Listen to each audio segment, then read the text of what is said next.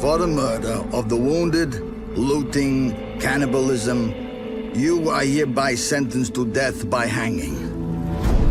Or torment.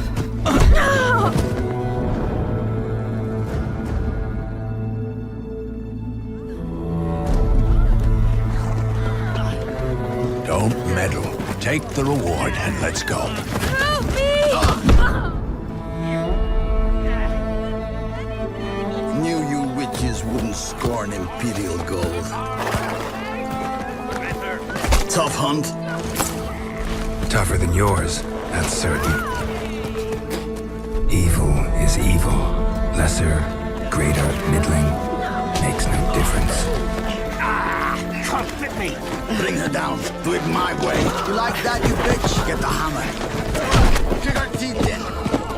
The degree is arbitrary, the definition's blurred.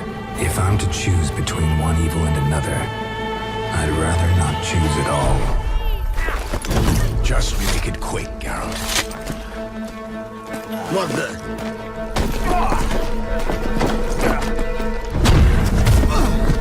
Close your eyes. Hit him.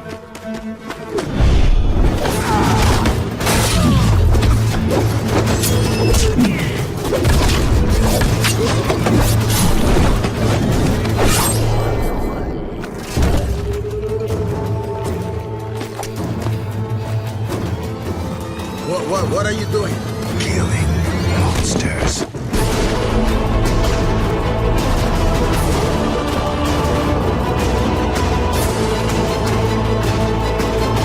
And we're going. Okay.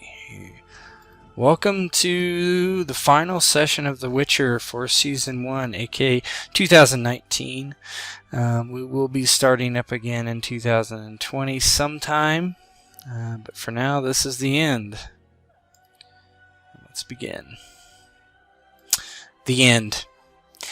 And so it has come to this. Friends hunting friends. The world was upside down, and it drove Dryden north to Cidaris to find the woman that had saved his life, tended his wounds, and showed him nothing but kindness. But a rebuke of one has caused an inner turmoil. Or has it?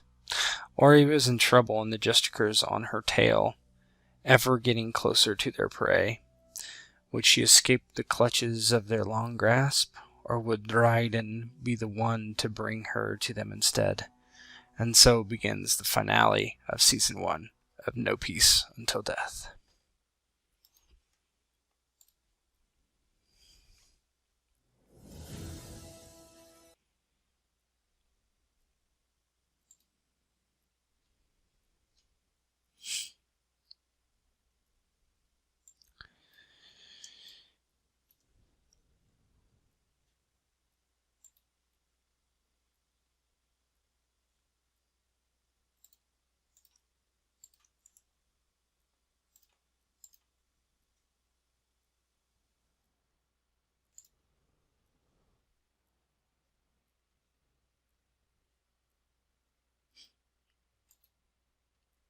One sec.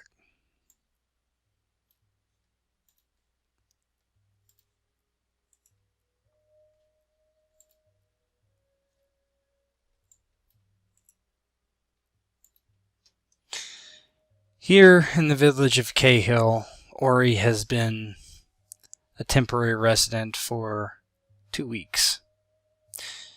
She's made her living as a veterinarian more than someone that has assisted the ill people of the town. Here in the border of Cidaris and Verdun, she's kept a low profile, as low as she could. Her hair has been cropped short in an attempt to evade the Justicar and his men. The pigs stink. They move about as they're fed, and Eiry is left to her thoughts. And you can go ahead if you have any monologue-ish type of things.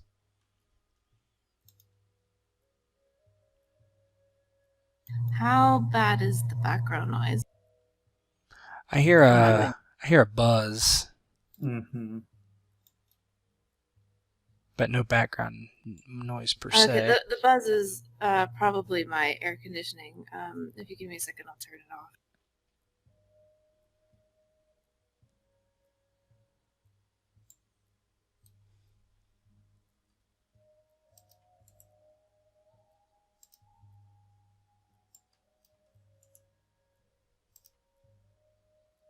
All right. Yep, sounds good. Eiry couldn't rest. The nights were long and full of unease as her mind constantly worried of what could lurk around the corner. Some nights she positioned herself at a window, ready to flee at the first unwanted turn of a doorknob or the sound of a careful footstep. She kept her days busy with the best work she could while trying to keep ahead of those who hunted her. After a while, she wondered if her letter had been intercepted. Had Dryden even seen her request? Part of her hoped not. She was emotional when she wrote that letter, and in retrospect, she felt she was too passive-aggressive. Her thick mess of loose curls was now cropped short, leaving her feeling almost naked, and heightened her sense of vulnerability. Her fingers were often messing with the ends as if in denial of its length, and she found herself wondering if it even made a difference. There was always some hunter on her tail, causing her to move on more quickly than she anticipated. Even now, she'd only been with Desmond and Liz for a short time, and already with the merchant just outside of town, she felt she had to pack up and leave. They knew her by Lorna, and it was a convenience that she could earn her keep as a veterinary rather than a doctor. They seemed too kind and too grateful to question her, making the risk of their safety in harboring her all the more pressing. But she felt if she were to leave too quickly, her chances of running into Aid, or perhaps Dryden, would slip away. This was the first time she had to leave breadcrumbs of her whereabouts behind without making it too obvious to her pursuers.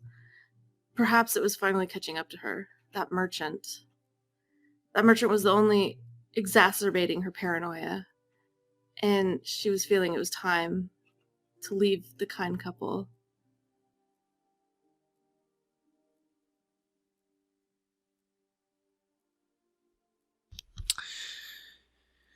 The day is early.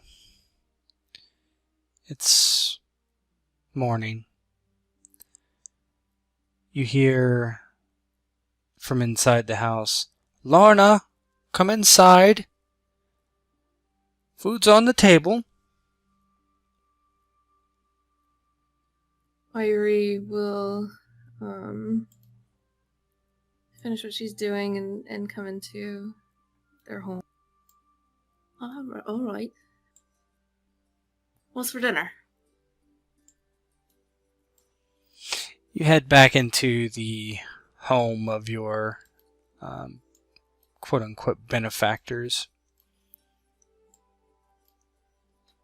It's a simple place with not much room, but these are simple people and this is a simple town. They have a small spread on the table with eggs and bacon.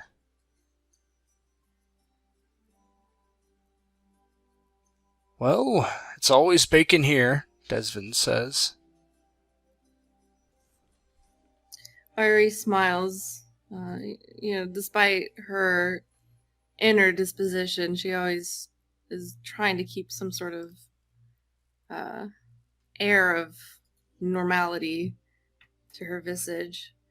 And she sits down with the couple. "Oh, I do like bacon." "Well, bacon's what we have plenty of." And he nods, seating himself as Liz grabs the eggs off the wood-burning stove and pushes some onto a plate in front of your setting.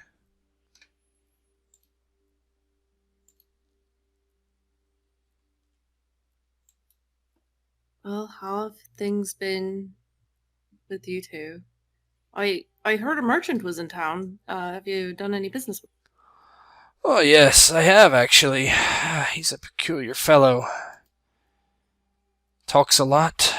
Great fat fella. Uh, that's interesting. A merchant of girth. Well, what does he sell? All sorts of things. Foodstuffs, grains, supplies. Not very good quality, but beggars can't be choosers up here. There's a bit of something in Eiry's face as her smile drops just a little bit. Well, this portly merchant. His name wouldn't happen to be Mogul. Oh, Mugalt. Yes, I think that was it. He was, yes, Mugalt. Wore a hat. Yeah. Pockmarked face. Yes, that's him. Eiry grimaces.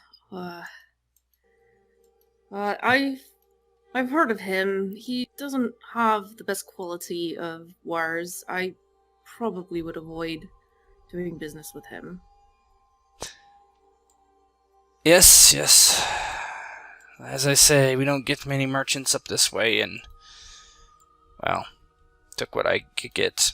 Already made the deals. He shrugs. Some supplies for you for the stock out there. I was wondering if you could collect it for me, actually.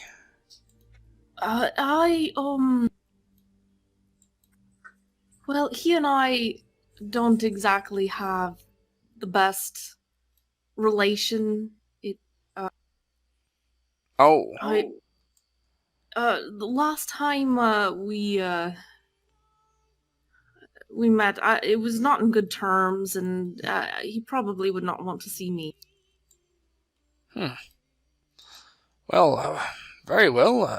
I can send Liz. Not a problem. After breakfast, Eiry then. seems to sigh in a bit of relief at that and nods her head. I thank you kindly. I apologize for that. Oh, no worries. Didn't know that you knew the man, and that you did not get along with him. He scratches the back of his neck. Oh, a small world, I guess. Yes, I was not aware he was doing business up in here. Nor did I. I did mention that I had a red-headed doctor working for me. I hope that isn't an inconvenience. No, but he might try to get back at me, so I probably should pack up my things just to make sure that things don't get heated around here. I apologize for this. Oh, I don't think he's going to be doing anything to you. I'll beat him off with a club if I have to. Trust me. Don't worry. We need you around here, Lorna.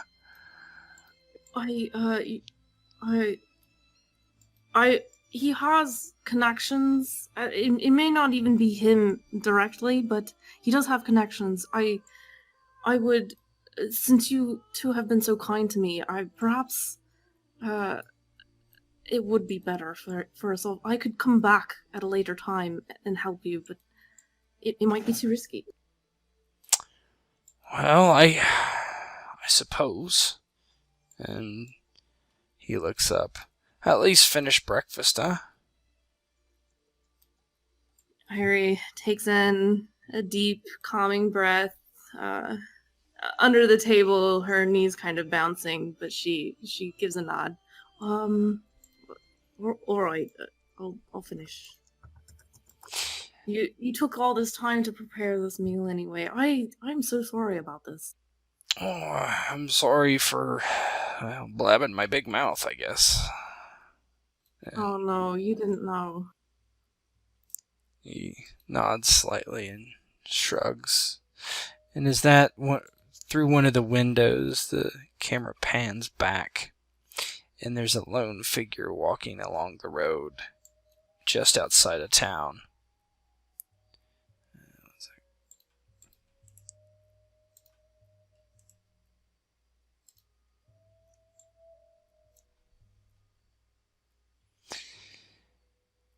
Dryden's been on the road for many days now. Many days. And these breadcrumbs that Eiry had left here and there, they had led him here through word of mouth and hints that the skilled tracker and a hunter of men would never miss. The town was small, on the border of Verdun and Citrus. He had been on the road for a long time now. Alone with his thoughts, he might not have said 2 words to anyone besides buying lodgings and food. And here he was, close to where he thought she was. The end was near. Good, Doc, take it away. Dryden continues following the clues, the breadcrumbs, the trail. Sometimes cold, sometimes warm. And like now, sometimes hot. He knew he was getting close to her. He knew he was getting close to Eiry, the woman who had helped him, the woman who had kept him alive after he had been burnt badly, the woman who even at times sat and watched as he fell asleep in that cell. So long ago now, it seems. Dryden thought of this and thought of how hard it was to be here doing what it is that he felt he needed to do. And again, ringing in his ears from so many days ago, Aaron's voice. You're a monster. You're a monster. Just ringing in his ears over and over with every step, every mile, every new town that he came into. That's what was playing in his ears. It became one with his heartbeat. And he began to feel it. He began to believe it. And part of him began to accept it. He is simply a monster, not just a hunter of monsters. And he had a job. He had a job to do. And that was to find Eiry Agal, track her down, and collect his reward, and put the rest of this life behind him. Put the rest of these people behind him. And try and put Aaron behind him as he moved forward and on with his life. So walking into this town, his feet stirring up a little bit of dust, his hood pulled over his head down, eyes towards the ground. He walks into this town, hoping to find one more breadcrumb, one more link to the trail that will lead him to his final job before he can disappear into the wild and put everything behind him. On the outskirts of town, you see a small tent. There are 2 people milling about and one seated behind a makeshift table. He's a man of sizable girth, with extremely red, rosy cheeks and very hot-looking skin, if you can describe it that way. He has multiple chins and wild hair pushed back with a small cap. Well, that's going to be 5 coppers. Dryden overhears him say. 5 coppers for that, someone argues. Well, that's how it is here. I've had to travel quite a ways. And they reluctantly pass over the coins. I'd stay inside if I were you. He says, his eyes catching Dryden as he walks along the path. And Dryden, overhearing him say, I've traveled a long way, immediately stops and pivots on his feet and starts walking towards the merchant who said he has traveled a long way. The townsfolk that are nearby scatter as Dryden walks closer, them following the merchant's eyes towards him. They catch the double blades in the glowing eyes of Dryden and immediately hustle along the road back into town. The merchant Dryden he leans back, but doesn't say anything comprehensible. Dryden walks up and he looks the large man up and down.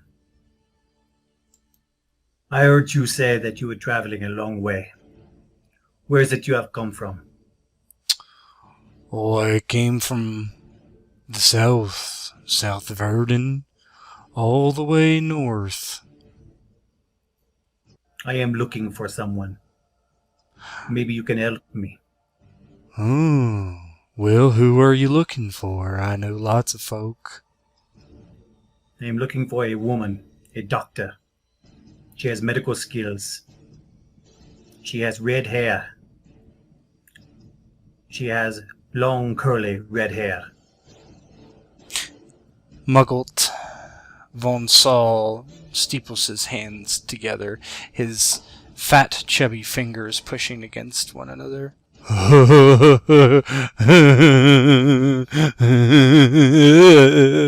Oh, yes, I heard about that. She's got quite a contract on her head, doesn't she? That is none of your business. If you are not collecting on the contract, it is of no concern of yours. I just need to know where she is. Oh, well, nothing's for free, friend.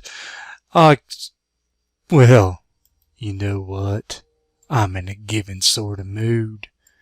You do know there were some bounty hunters coming along from the south too. Ran into some. Thought I might come up this way. Trade for the bounty hunters and such. Yes, well, I assumed there would be bounty hunters. There is a contract on this woman's head. But that still tells me nothing. I need to know. Oh, Have you seen someone that fits her description from whence you came? Oh, well, not exactly, but I did have an interesting talk with a fella just this morning. You see, there's a small little pig farmer in town who says he has a new veterinarian, a doctor, working for him. Didn't say she had red hair, but the coincidence just is too good to be true. And Dryden, his eyes narrow and he looks down the road. Where is this town? Oh, the town's right there. He points just over a little ridge at the town. I can't say I know exactly which house is the pig farmer's, but I'd say open your nose and smell a pig. Find somebody you're looking for. Hopefully you're awful handsy with her. And Dryden just looks at him, furrows his brow just a little bit, turns away and starts making his way down the road again in the direction that he was pointing, just completely ignoring the fat man and the words that he's spewing out now. As Dryden walks away, the muggle leans forward and waves, "Happy hunting!" The last thing you hear is his awkward laughter as you finally head into this valley where this town lays. It doesn't take long. There's not many people about. You hear the sound of pigs in sties oinking, eating. Upon entering town, Dryden immediately starts looking around for anyone that's out, anyone he can see. You do see a woman heading in your direction.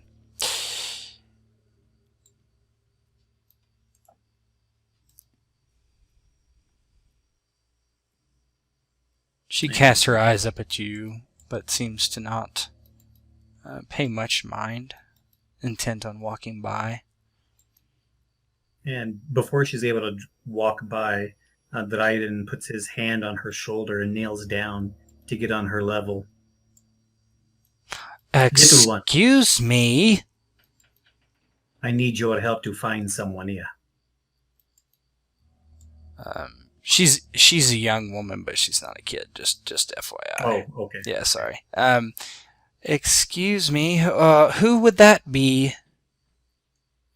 I am looking for your doctor. She is new here. My doctor. The village doctor, medical woman. I was told she was here. That you had one. Go ahead and give me an intimidation roll.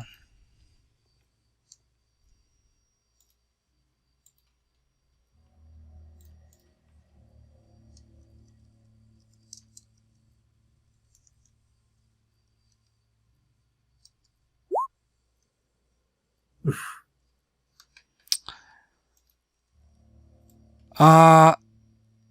Well, I don't know anyone like that.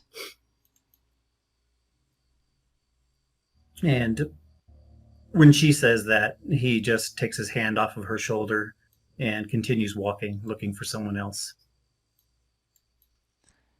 She begins to walk down the road. She looks over her shoulder, clearly looking at you. Can you give me a perception roll now? Or awareness? I think that's under intelligence.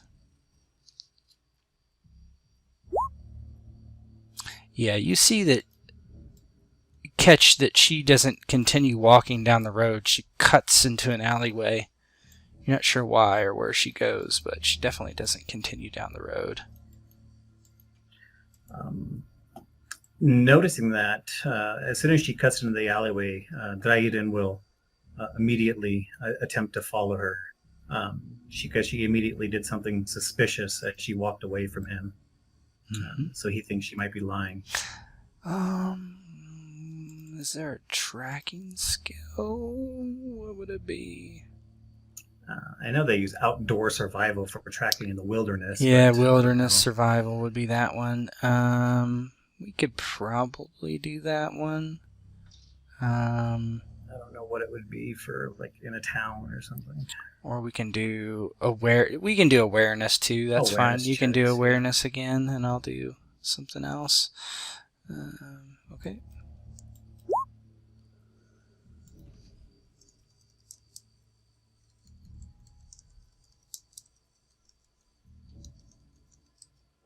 Well, I guess there is stealth and stuff like that. Yeah, she rolled stealth. Okay. So you stop and turn, and you are carefully watching between the alleyways from your vantage, and you see her form quickly go on the other side of the homes and the buildings back towards where she was coming from originally. Okay. So She's basically Dryden turned will- around, right? Yeah, so Dryden will attempt to stay out of sight but continue to follow her. And Aki made a good point. There is a streetwise. Yep. Go ahead and roll a stealth now. Okay. Is that under skills too? Yeah, that is under reflexes, I believe. Yeah, reflexes. If not, it's under dex, but I think it's under reflexes. No, there is no. It's under stealth dex. there. It's under dex.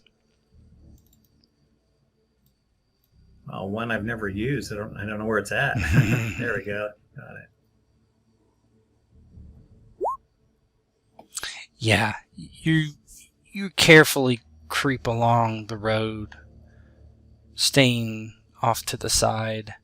You see her move to a house, go to the front door, and open it.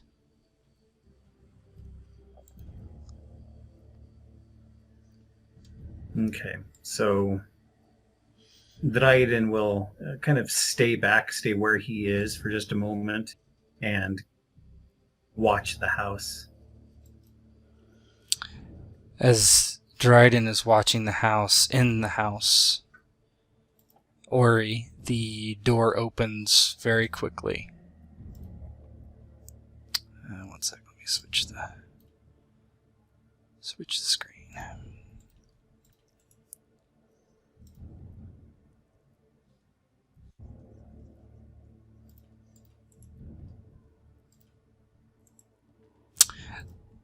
Liz had left to... say that again? Oh, I was just going to say, as soon as the door swung open, Eiry's going to kind of just bolt upright. Yeah, Liz had earlier left to go talk to Moggult. She comes in with a very, very scared, concerned look on her face. Oh, isn't lying. There's some strange man here.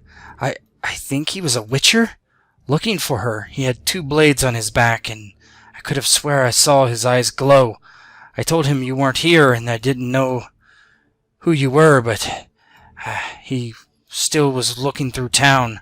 Oh, no, actually, a wisher, did he look kind of, did he have burn scars on him? I'm sorry, I didn't get that good of a look. He was wearing a hood, a greenish hood. I sent a letter to a friend of mine, who is a witcher, so that might be him. He's here to help. I was scared out of my wits. You don't hear very many good things about a witchers. He's actually a good man. Oh, well, that's good to know. And Desvin is sitting there, chewing on the last of his food. Are you sure, girl? Yes, I spent time with him, some time ago. He owes me his life, essentially. I saved his life. Well, I haven't heard of witchers chasing people, only monsters, and you don't look like a monster to me. He smiles. Eiry smiles back. She looks more hopeful and a little more energetic than she had been. And she kind of steps over to the door and hesitates a little bit in opening it. Desmond, as you're doing that, he says, we'll go get him. You can have some privacy. Come on, Liz. Oh, thank you. And he pushes his plate away and wipes his mouth on his sleeve. And they both exit. As they do, Dryden, you see them both walk out into the road, and they both look around for you. The girl calls out, Witcher, sorry. She wants to see you. She's in here. She doesn't have any idea where you are, but you can clearly hear her. Yeah, Dryden will stay where he is, seeing if they leave or not. They look at each other, and Desmond calls out next. We're going to take our leave so you can have some privacy. She's in here. She's waiting for you if you can hear us. And they stand there for a few moments and eventually walk off. Dryden would make sure that they were gone, that they went far enough in whatever direction, that they weren't going to just walk back in. And as soon as they get far enough away, Dryden slips around from where he was hiding and makes his way up to the front door and checks the handle. It is, they left the door open. And he pulls his steel sword off of his back, slowly unsheathing it, and he has it down at his side as he slowly pushes the door open and carefully looks inside. Inside you see a very modest home. You smell the smell of animals from the adjoining barn, and you see Eiry standing there looking at the door expectantly. Her hair has been cropped short. And as soon as he sees Eiry, he pushes the door open all the way, his silhouette backlit by the sun as he stands in the doorway with his sword at his side. And he steps in with a thump on the wooden floor. Eiry, if you have anything here that you need, get it. We have got to go. Excitedly, seeing that it is actually Dryden, Eiry is going to attempt to walk up and hug. And as she walks up to hug Dryden, he puts his arms out with his hand on her shoulder and stops her from getting close. I said you are in danger. If there is anything that you need right now, you get it. We must be off. Eiry takes a step back. Right, I didn't think you were going to come. Give me a moment. I'll pack my things. And Dryden just looks around the room, looking behind doors as she's gathering her things. Eiry doesn't have much on her, but she still kind of makes a run through the small house for all of her equipment, or whatever she had in her satchel. Some of it is out in the barn outside. Okay, so she will get what she has in the house and then look over to Dryden. I've got some things in the barn if you want to follow. Are they important? Yes. Yeah, be all your healing stuff. Then let's make it quick. All right. Dryden follows Eiry to the barn. You head outside, and walk over to the barn. It's just right outside, essentially. Get what you need. As Eiry is getting all of her equipment and putting it in like a little roll, she kind of can't stop smiling a bit. Dryden, I apologize for the nature of my letter. I didn't think that you would actually come. I was a little rude, I guess, but I'm just glad you're here. I was kind of losing hope. Dryden patiently looks at Eiry as she's blustering. It is of no concern. Don't worry about the letter. I burnt it. Now get your things. We must go. She finishes gathering her things and then steps up to Dryden, holding out, her hands as if to present herself as ready. Well, all right, let's head out. What do you have planned? Do you know where the Justicar is? The Justicar. He is hunting you. I'm going to take you somewhere safe. I have my horse right outside the gates of this village. Let's make it to the horse, and I will take you somewhere safe. As you were talking about going to the horse, Dryden, you hear some rustling up in the lofts of this barn. Okay, well, as we're on our way out, Dryden quickly will snap around and look where the noise is coming from as he's making his way towards the door. You look up and you see feet hanging off the hayloft above you. Just feet sitting there? Yeah, it's under a bunch of hay. It's boots, black boots. You said that hanging out from under? No, so the hayloft, there's hay up there, and there's hay on top of someone or something. You see boots. Okay. Thinking that that's very odd, Dryden looks at Eiry and brings a finger, his index finger, up to his mouth as to say, shh, and walks back into the barn slightly. Who is there? Who is right there? And he just yells in that direction. You hear a familiar voice. Oh, who's down there? And some spitting noise as if spitting out hay, and stamping as someone stands up and starts shaking off hay.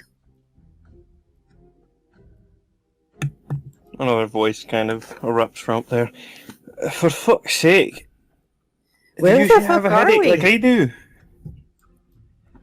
Oh, I've had worse, but where are we? Stop fucking spinning. Is this what it's like when you drink too much?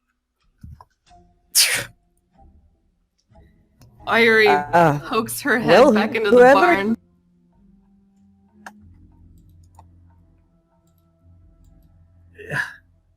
And Dryden is just looking, and he's seeing them come out from under the hay. Zavis? Devnet? Witcher. Is that? Is Eiry! Devnet just jumps down the ladder and runs over to Eiry and gives her a big one-armed hug. Eiry just hugs about back. knocking her over. Well, aren't you two a sight for sore eyes? And Dryden just looks confused almost. His eyes are wide as he watches Devnet run by and give Eiry a hug. Then he looks down at Zavis. Yeah, he looks nearly as confused as well. What are you doing here, Zavis? Well, I mean, that's a bit of a long story, to be honest. It's, well, quite a mess, really. We met up with an old friend, did some questionable things, dealt with some Scoia'tael, and, well, we went through a portal, and here we are. Apparently this is where the fates want us. Right, from the sound of that, if that's right. You don't know how you got here? Oh, well, we know. It's, basically. I am confused. But in any case, it's good that you are here, Zavis. It's Really? good that you are here. What's going on?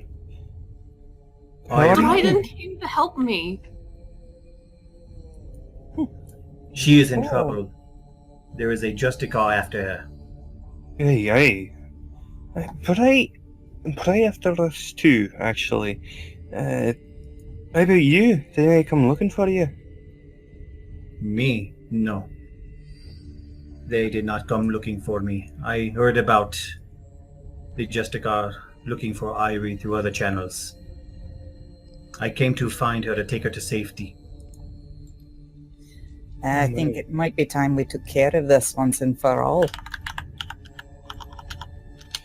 Can't have you running for the rest of your life, Red.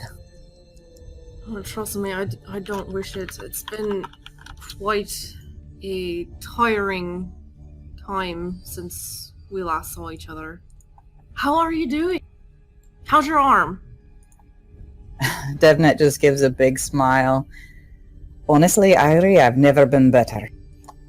Yeah, Dryden, at this point you notice that Devnet has one arm. Yeah, I noticed that when she gave Eiry a hug. Just didn't say anything about it, but now that Eiry's asked about the arm, Dryden feels a little better about asking about it. You lost an arm. What happened? Oh, it was Tin Blade. Zavis darkens up a bit at that. And Deb just punches him in the shoulder with her good arm. I explained it in the letter. It's was a small price to pay for your sister's life and for the lives of all those Tin Blades might have killed. I'd do it again in a heartbeat, and I've made my peace with it. And not only that, I found that there are other ways to get things done than with my bow, so don't let it trouble your mind any longer, because it's no longer troubling mine.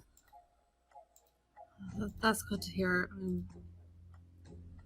I hated leaving the two of you in such circumstances. And Dryden will look at her. Well, I hope you can use a sword then. Devnet grins. Oh, I can, but and she just fingers like a whole row of knives along her leg. There are other ways. Hey, you should see how she throws those. It's pretty amazing, to be honest. You would notice that Zavis is on occasion kind of clutching his chest a bit here and there, and it's quite obvious that a lot of his clothing there is pretty tore up, and there is actually a fair bit of blood kind of underneath the first layer. Yeah, Dryden just looks at him. Maybe Eiry should look at you. You look to be injured. Hey, it's fine. It's certainly no pleasant, but it's as healed as it's going to get for now. What happened?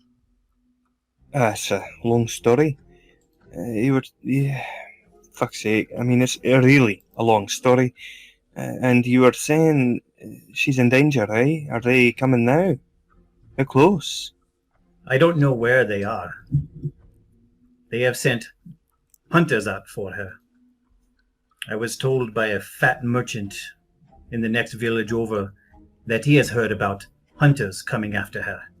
It's Mogalt. I would avoid getting in sight of him if we're gonna slip out of. Why did that name sound familiar? Remember him back He's from the that caravan? fat merchant that couldn't keep his hands to himself. The one with the fucking pots? Yes. Oh, for fuck's sake. Where are we? That's a good question, actually. You're in a little place just north of Citrus. Yeah, you're in the border of Citrus and Verdun.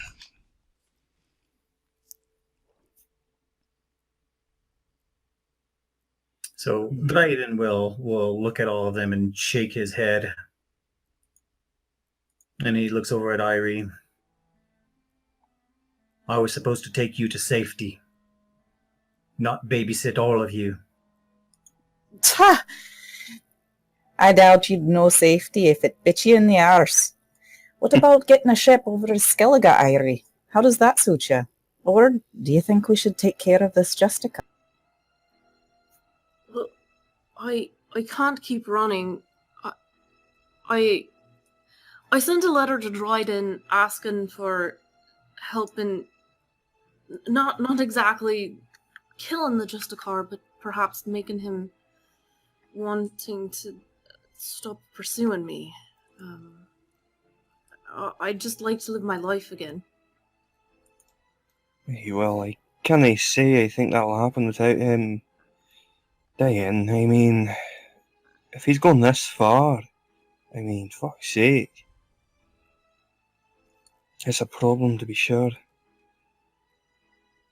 Eiry's gonna look over at Dryden. Are you still keen on the request? I understand if circumstances have changed, but I could still use your help. You're a good man for this. And Dryden looks at her, looks over at Devnet and Zavis, and he grabs, or he doesn't grab it, he asks Eiry first, do you have all your things? I do. And he looks at the bags and the cases and everything, and he starts grabbing a couple of them, throwing them over his back, and nods at the other ones that need to be picked up. Zavis, if you will, please. And then he grabs Eiry by the arm and just starts walking back towards the entrance of town where he left his horse. We need to leave. Oh, hey, all right. What's with the horse? Yeah, Zavis actually quite easily picks up pretty much everything he can actually fit on his arms and stuff, and makes to follow. Eiry's gonna try to shift her arm out of Dryden's grasp. What's And as he does, he lets go and then puts the flat of his hand on her back and continues pushing her forward. You are being hunted. The sooner we get out of here, the better. The longer you are here, the more dangerous it is. If that fat merchant talked and led me to you, who else will he lead here? He is on the road and he is talking. It is not safe here. We must go now. all right. And Dryden just looks back at Zavis and Devnet, looks them both in the eye, as if to just kind of say, well, come on, and continues walking Eiry to the horse. Mm-hmm. Yep. Okay. You're all standing around talking about what to do next. Devnet was talking about heading to Skellige, potentially. And just go ahead, continue. So where is the safe place you're taking, Eiry, Dryden? Whoa, now Aki, you are... Sorry, I just... Alright, how is it now? Better? Okay, good. What did you say, Slip? I'm sorry. So, Dryden, Wait, where's the safe place we're taking Eiry? Hold on. Aki, you are screaming static. That was... I think was it Slip? That Slip, yeah. Jeez. Fucking... The technical issues, man. Jeez. Does this sound okay? Yeah, you're fine. Yeah, now. no, it's fine. Yes, there you go. Okay. It's just not Eiry's day to die. Where is the safe place you're taking Eiry? And Dryden, he continues walking Eiry forward, and he turns around, looks at Devnet, but spins his head back around and just continues walking, just half hearing what she said, half ignoring what she said. He just continues making his way out of the town. Zavis toes everything along. Come on, lad. If we want to actually get somewhere safe, we need to do it proper. And we can't do that if you don't tell us what the plan is. Presuming you have a plan. The plan is to get as far away from here as we can. This town is not safe. We must get away. So what do you think, Zav? We could head to the coast and try to find coal. Aye, I mean, I suppose that's the best bet, isn't it? If we can get a ship up north and then off to Skellige, or just right there, it'd work, and that'll give us as much time as we need, to be honest. Aye, and I know that no Justicar's gonna track you down there. He wouldn't dare. We Skelligans, we take care of our own. Aye, they wouldn't stand a damn chance, would they? Aye, that'd work, and if we can then get from there to, well, anywhere but here, I think that would work too, even. But we'll have to be real careful about where ship we find. Make sure we, well, I mean, we found plenty of sorts that can get us where we need to go before. Who knows, maybe Cole has some friends. It could be an adventure, Eiry. How long would it take to get over there? Or even to the coast? How far away is that? Hey, it'll be a bit, but I mean, not all that long. Regardless, it's a fine enough trip, and a boat won't only be too much. Devnet, Zavis, and Eiry, and Dryden, just give me a D10 roll.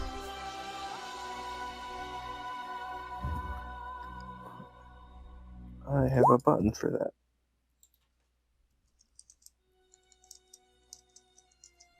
It's a lot of 5s. Right.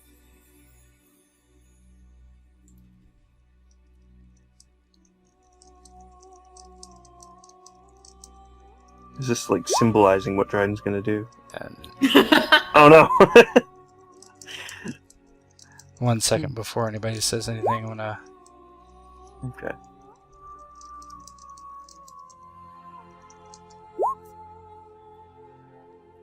Good.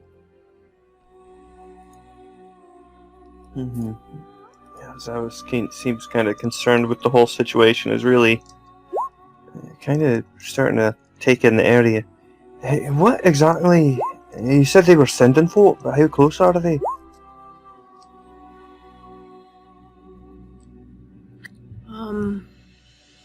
I know Mogul's is here.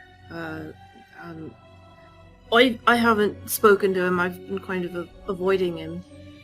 Eiry's going to kind of side-eye Dryden, and then like shrug a little to kind of continue the conversation. I know that I've not been able to stay in one place for too long. They end up getting too close, I suppose, and it seems like they're too close now. So who knows how close a hunter is. Dryden, are you feeling well? And Dryden just kind of furrows his brow a little bit at the question. Of course I feel well. I don't know why you would ask that. Well,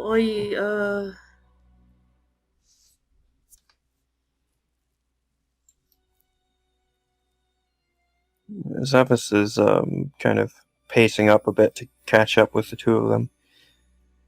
Hey, are you feeling alright, Dryden? I must say, to be honest, you're in a bit of a panic, which, generally speaking, is unusual for you. And Dryden looks down at Zavis. A panic? I would hardly say a panic just because I am being forceful, just because I am being wary, and I am speeding us along to get out of this town where already someone has pointed me into Eiry's direction. Of course, I want to get out of here and get her away from here. She is not safe here. Well, if that's the case, why don't we get off the road and head over this way? And she points, off into the woods. We can take the long way around and lose anyone who's trying to follow. There is no one following us now, but we must leave town before there is. My horse is right here. That's exactly what I intend to do. Get off this road, but we must put distance between us. That's what a horse is good for. Right, and how Well- exactly are the lot of us going to do that on a single horse, lad? You better find a horse. And he continues walking with Eiry. A horse with 2 riders isn't going to last long. In the long run, you go faster with people walking. Horses' hearts can't take it. Dryden, she's going to Eiry's going to resist, because does he still have his hand on her back trying to push her forward? Yeah, he just kind of has his hand back there to, keep her moving in case she stops. Yeah, she's definitely trying to stop and resist that. Dryden, is there something that I should know? Do you know more about the Justicar or something? Who's hot on my tail? Why are you being so forceful? Zavis at this point is closed pretty close by then, making sure to keep up. Yeah, and Dryden looks down at her. Yes, there is more than just the Justicar after you. The Justicar has hired other Justicars. There is a group of them. There are bounty hunters. There are multiple people after you. Your name is being spread. The fat merchant, he knew it. He told me. If it was that easy for me to find you, trained bounty hunters will have no problems at all. They will talk to the fat man. They will talk to every person that you've spoken to, that you have left clues, that you have left parts of you behind. They will all point to you, and they will come here looking for you. They will take you back to him, and they will likely kill you. If you do not want to get away, if you do not want my help, that is one thing. But I can't stand here and watch you be killed because you are nervous. And then he looks over at Zavis and Devnet. And I can't let you two stop her from fleeing because you are nervous. This is what is best for her. Eiry, and she looks at Dryden. Do you want him holding onto your arm like that? He's not holding onto her arm. He's like, I guess he's got his hand on her back. He did when she stopped, but now that we're standing there talking, wasting time, he's standing there with his arms at his side. Okay. Well, let's head off into the woods then. It's easier to lose people in the forest than on a road. Common sense just dictates that. Let's work together as a team, Dryden. I'm with Devnet. I think we should go off the road and then find your horse by going the long way around. Right, to be honest, it's a whole mess, Dryden. And I get it if you want to help, but we have to be careful about this. We need to get out of here, but if we just run down the road, do you have supplies for 2 people? If you were to just go, have you purchased the things you need? I mean, fuck's sake. You have no idea what could go on. And he looks at him. I have been planning on this. I have been looking for Eiry. Of course I have supplies. Of course I have what I need. It is with my horse. That is why I am trying to get to the horse. Not wander around in the woods. You are arguing in the middle of the road, and 2 men approach from around the bend. The first thing you notice is they're both leading horses. The second thing you notice immediately is both have 2 blades on their back. Dryden, you recognize both of these men. They are also witchers from the Company of the Cat.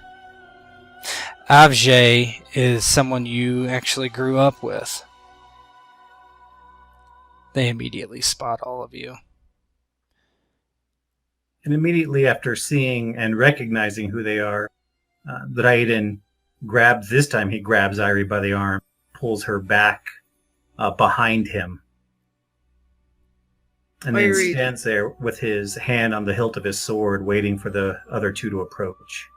Eiry definitely, like, just, at first she's like, oh, what? Oh, and then, as she sees the men, she kind of hides herself behind Dryden. They casually move forward. They leave their horses standing in the street, walking forward. Avjay walks towards Dryden. Dryden! Been some years since we've crossed paths. Dryden looks at him. It has been 12 years exactly. You were always What is it better you at math. are doing here? Oh, a contract.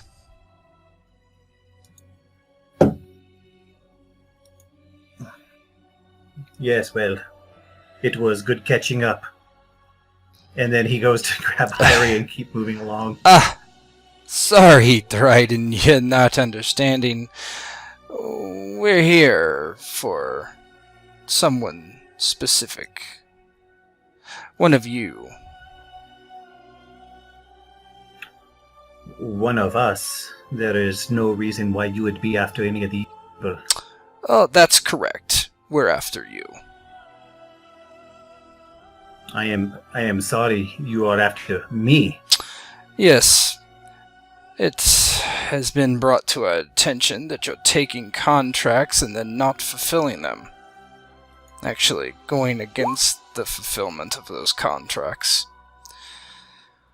One Alan Carnifax contacted the caravan, took thousands of gold crowns from him. That's bad. That makes us look really bad. Yes, I took his gold crowns. And I am still working on that job. I am sorry, is he so impatient that he has to hire 2 more witches to come after me? That is not what he has said, and he does pay us quite handsomely. He said that you abandoned it for a woman. Was it this one? He looks over at Eiry. Probably not. We only just met. Yeah, Dryden looks at them. I did not skip out on any job for a woman. You know as well as I do that there is no pleasure there. Go ahead and There is no future there. Go ahead and give me a I am deceit. working this job.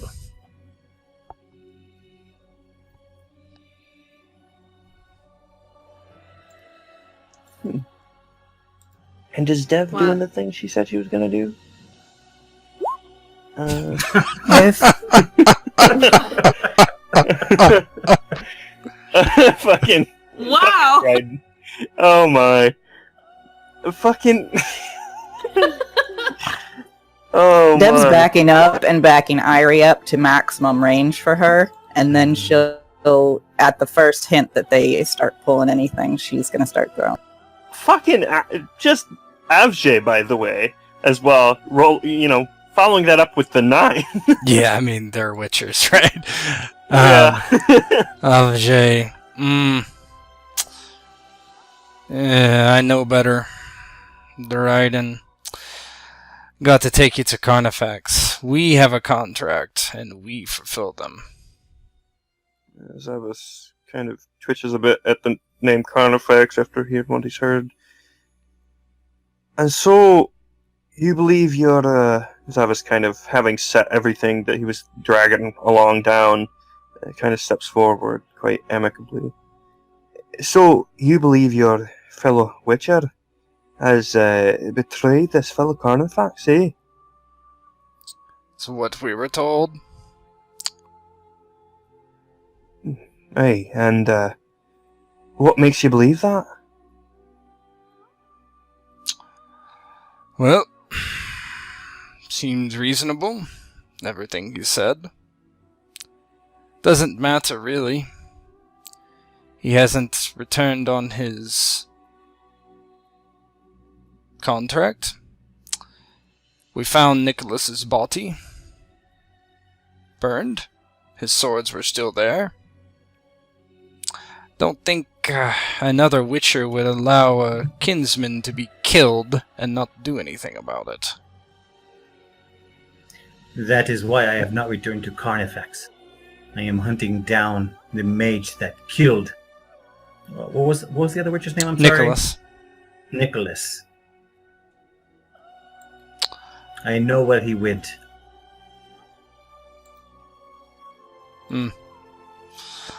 All the same, you can tell that the Carnifex and explain yourself. Very well, I will. As soon as I am done taking care of my personal business, I will make my way to Carnifex. And then he starts walking again. They bar your path. No. You are very confused, Dryden. You know that when we take a contract, we fulfill it. Perhaps you do not anymore. You must come with us to Carnifex, and you can talk to him there. And as he bars the path and says, "You can come with us to Carnifex." Yeah, Dryden's gonna try and push him out of the way with a Witcher sign. Okay. 1 sec. Oh shit. Push it real good.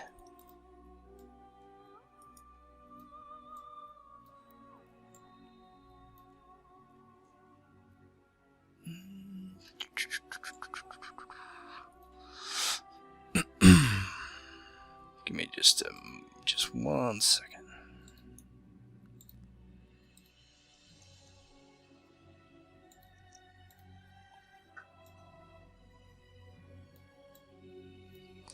Gotta do some finagling after all the other stuff I was doing.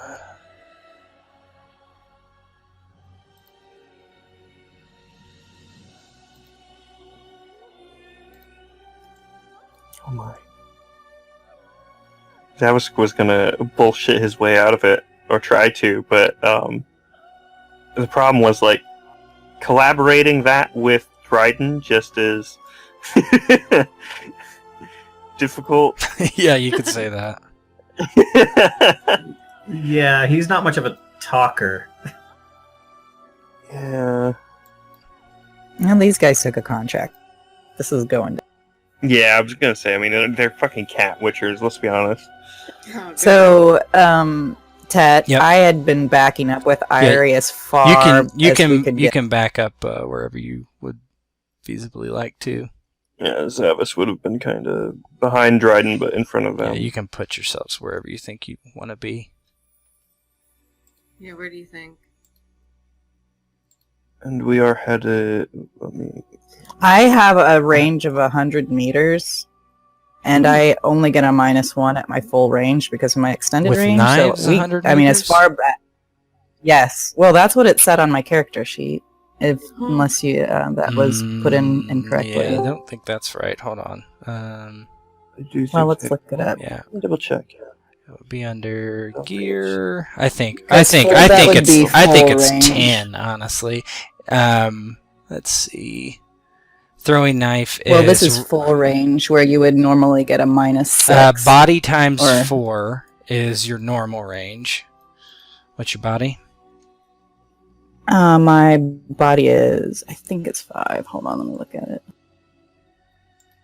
That's not bad at all, really. 'Cause that'd be 20 there. Or, oh no, fuck, 25. Yeah. It's actually pretty good.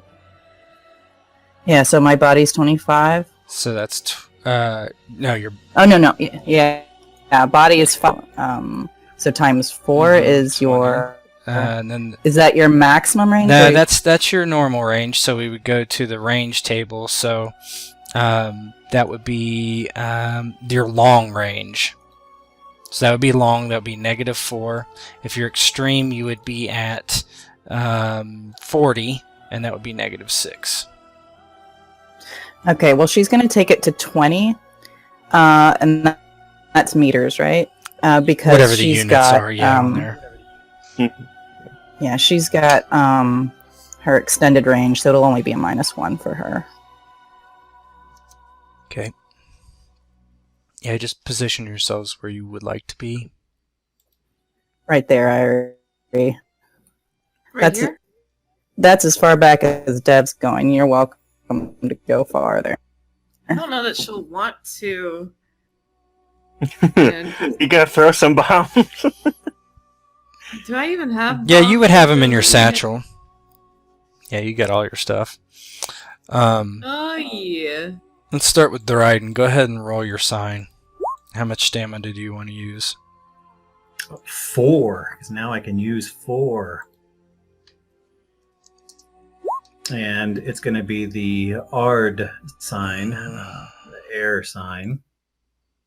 So as he steps in front of him and tries to get in Dryden's way, saying that he has to take him in for the contract, Dryden immediately loses patience for all of this and shoots his hand up as he's reaching with his other hand for his steel sword. Okay. Let's see. So go ahead and just do the sign, and we'll do that out of combat, and then we'll do everything else based on initiative. Oh, and I'm still on whisper rolls. There we go. Uncheck that. There we go. Okay. Do you do your spell casting roll? Spell casting is under what? Intelligence? Willpower. Or willpower? Mm-hmm.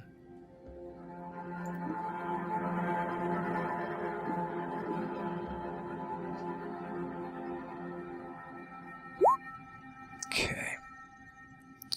It's a 2-meter cone that would hit them both. Okay, I'm going to do dodges for both of them.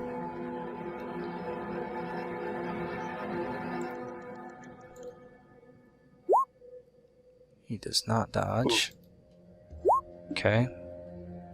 So he is going to be... Okay, we'll just say that... come back to that part. Neither dodge. Okay. Staggering creatures with a 10% chance of those being knocked prone. So they're definitely staggered. And they have a 40% chance of being knocked prone. Oh, because it's per stamina. Yep. Okay. Alright, so I'll go ahead and roll that for them. 1 through 40, they're knocked prone.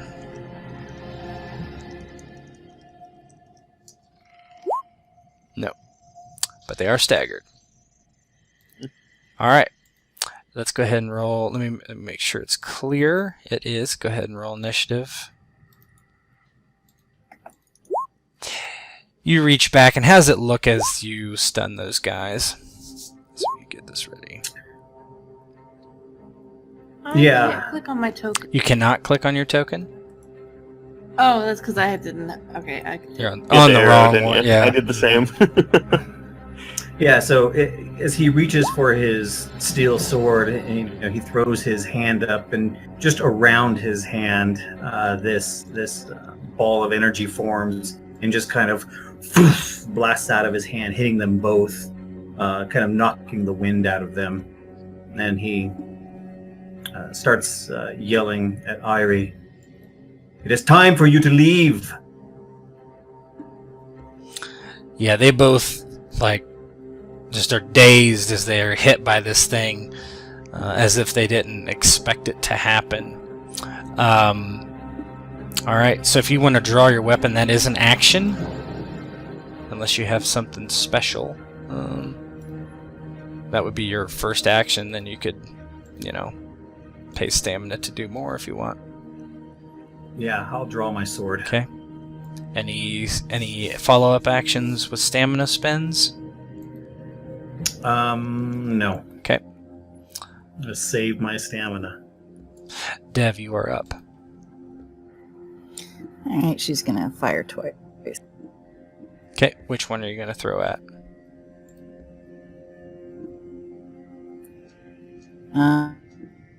I'll go with, I mean, neither one of them different, just stunned right now. Yeah, they're both staggered. Okay. She'll go for Kravenko. Okay. So they're -2 to dodge, Yep. huh? Oh, sweet. God, I love debuffs.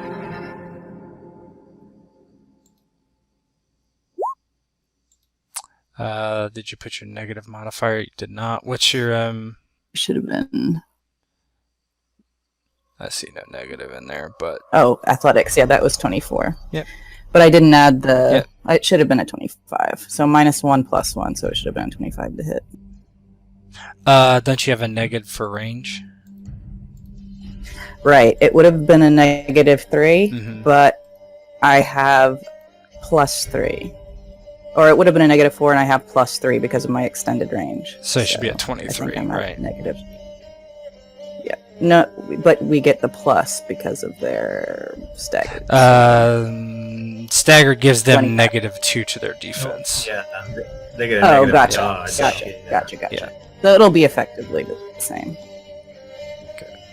So 23. 23, yeah. That's a hit for him, and that is a critical. That is the torso. Damage 1. That's a 9-point critical. So that is. So all the base stuff is soaked. But. So. But I also get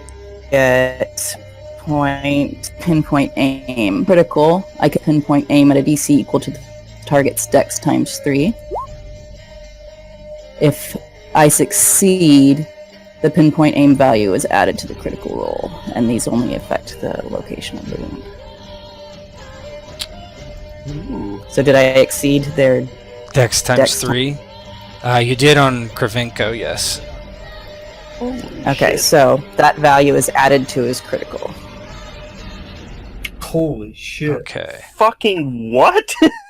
Alright. Holy Ouch. shit. Okay, let me look at this. So that was 9, so it's a 31. It's the pinpoint aim value, so I'm assuming that's just the skill Probably your level. ranks I don't in think it. that's what I rolled. Yeah, so that. Yeah, I think the roll is to see if you'll do it, and then you add. So whatever what's your pinpoint aim what is it? 4. So you add 4. So that does help. That gets it to a complex critical instead of not. So he takes 10 damage right off the bat there. Tasty. Okay. So that's 10 damage. Now we're gonna roll. Let me pull that thing out here. All right. I love that. Okay, go ahead and click on criticals, and you're gonna do a complex critical.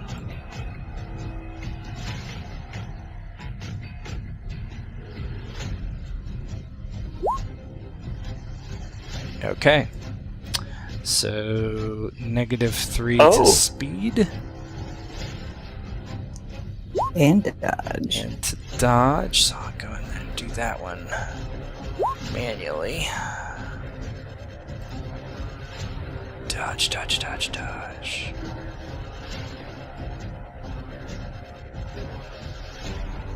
And dodge escape and athletics. So it basically leaves him with block is the only real way to defend, or parry, I guess. Parry's the good one. Why can't I find dodge all of a sudden? Dodge is... Oh, there it is. Okay. Alright. So... That is done. Okay, would you like to act again with a stamina spend? Yeah. Although doesn't she get 2 throws or not? No, when throwing, you can't. When you do any range, it's just 1. You don't get to do the quick attack. You don't get 2. I thought there was only crossbows that only get 1. Fast attack. So bows.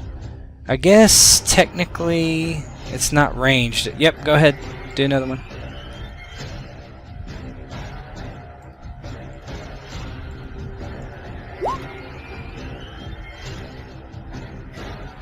20. I included my -1 this time, so that's Okay. correct.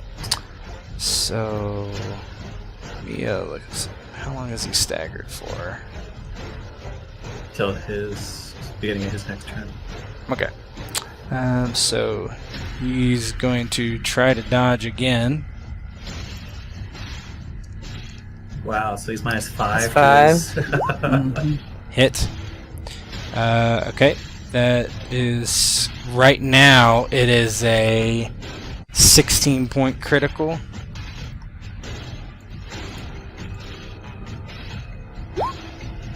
That's hit. So now it's a 20-point critical. What? Christ. That's a deadly critical. Oh my god. Fucking. Well, let me. She used sure. to be able to use a bow. Yeah, guys. yeah. It's a, And dead Ives now. okay. Hold on. Let me look at this. 10 damage. What?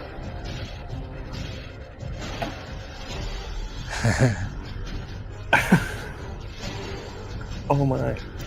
Okay. Describe it. So Dev says, Eiry, get behind me.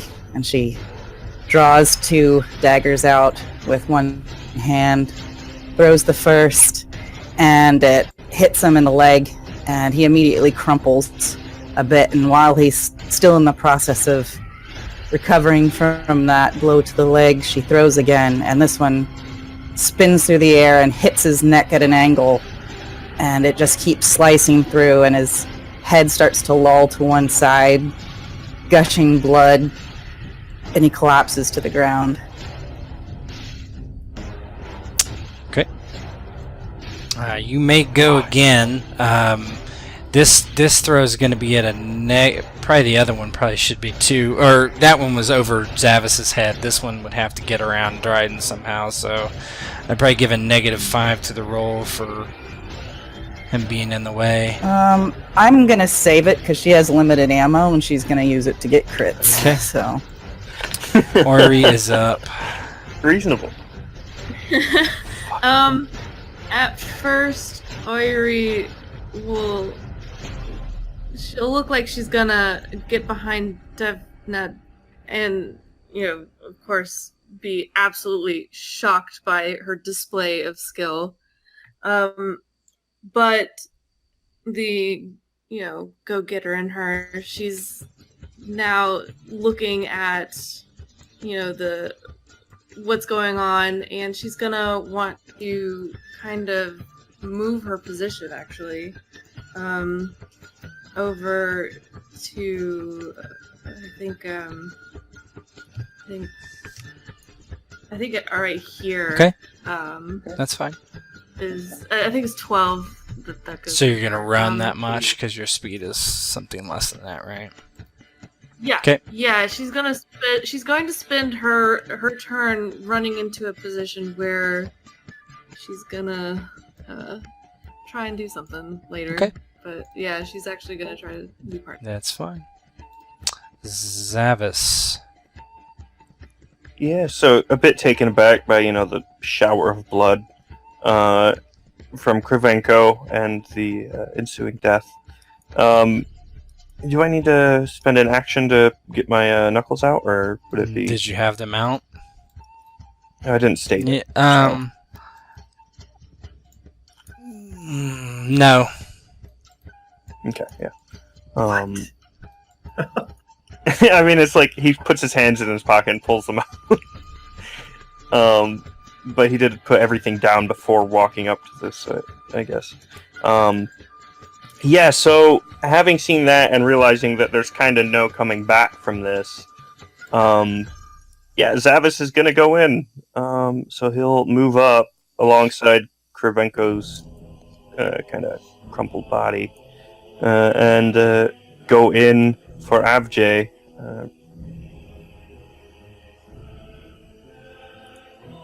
Wrong button. There we go.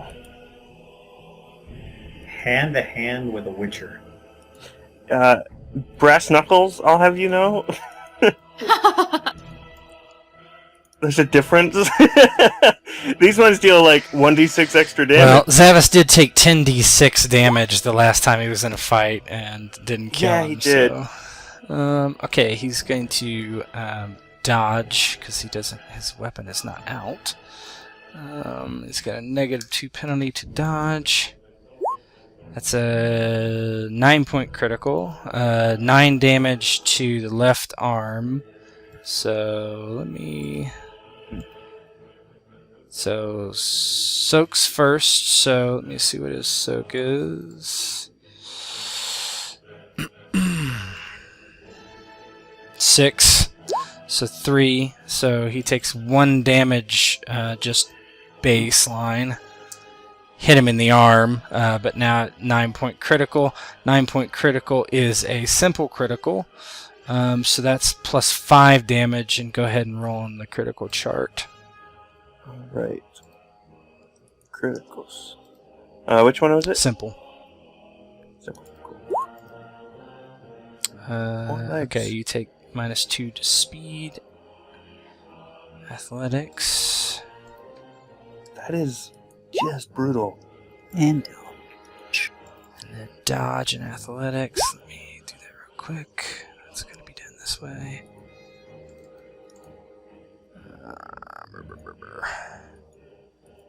Okay, go ahead and do your second one. Oh shit, that was Dryden. Sorry. Oh. Yeah, don't reduce my speed. Sorry. So it just comes in the bag into Dryden's leg. Yeah. Double cross. Yeah, go ahead. Go ahead. I'll roll the second one. Your boy Zavis coming in with the Fists of Fury. Dodge. That arm. Okay. He will dodge again. -2. 12. 14. So damage is 12 to the left limb. Soak is 6. So that's 3 damage initially. Okay. That's a 16, right? Is that what I said? So 16. Yeah, 14. 14 is a complex critical. Cool. That's bonus damage of 5. Okay, go ahead and roll. Broken ribs. Ooh. Take -2 body, minus. Okay, so kind of describe what's happening here. Yeah. So Zavis kind of sees that this is going to be a fight. Sees the other Witcher go down, and he immediately dives in alongside. As the other Witcher's going down, he immediately lands a pretty hefty blow to Avjay, kind of just in a flurry. Manages just to clip the leg and then bring one up with the right hook into the ribs that really just lands it home on him. The sound of cracking and popping can be heard from either end. Yeah. So, you can spend stamina to go again, actually. I will. Okay. Yeah, as he just presses the attack.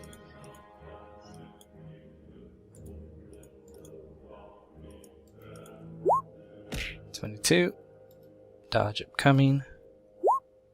Critical. So that's a miss. Alright. That crit. Click through the things.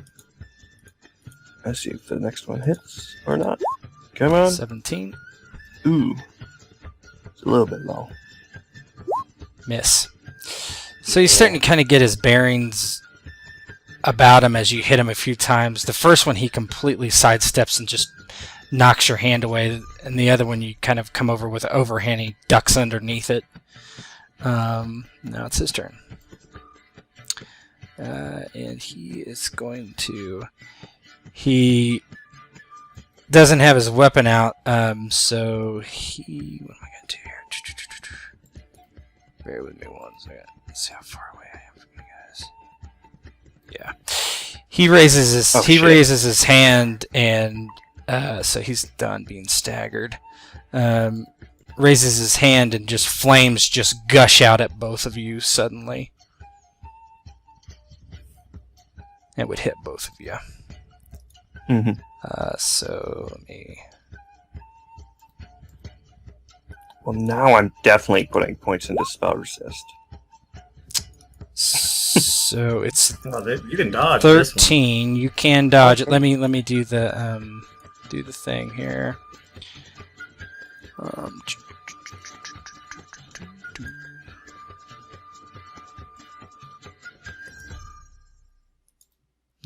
He's putting 4 into this one. So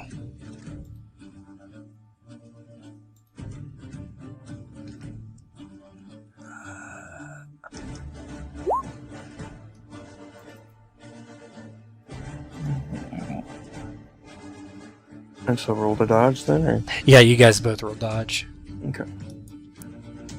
Come on, boy. Oh, shit. Here. Oh, it's just enough. Fuck yeah. Yep, yours is good. Where is it? Okay. Yeah, so the flames just wash. Yeah, how do you guys both evade this Igni sign? The second Dryden sees his hand glowing orange, he knows what's coming. And he immediately just kind of dodges, rolls off to his right, to get out of the way, because he knows that sign, he knows what it means, and he dodges out of the way. Yeah, Zavis seeing, kind of not realizing what's about to happen, but having seen Dryden do similar before, the outstretched hand, the sudden gout of flames, he only barely manages to just get out of the way in time as some of the flames seem to cinder along his sleeve. FJ makes his movement for his speed, backing up, and then he uses 3 stamina to draw his steel sword, and as he does, he yells out, "Bring them in! The girl's here too!" And as that happens, first, Devnet, you hear the clanking of armor from up the street behind you. Shit. And I knew it. also, Eiry, from across the way, you see a man creeping between the alleyway. Oh shit. And I'm going to add them all to the initiative. Bear with me. Oh boy.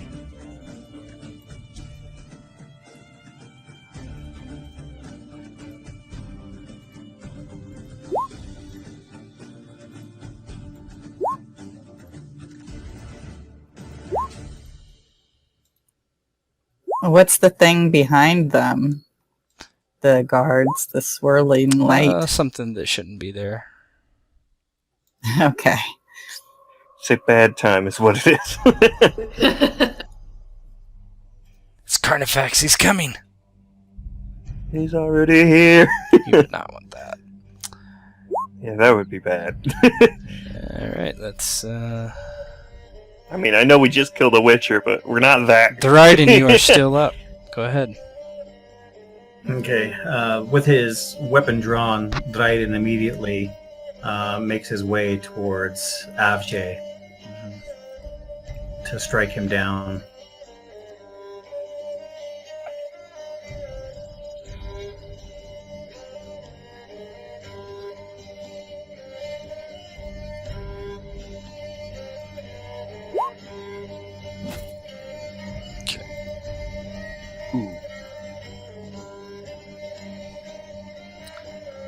She was hit in the arm and the torso, I believe. Okay. He attempts to block with his steel sword.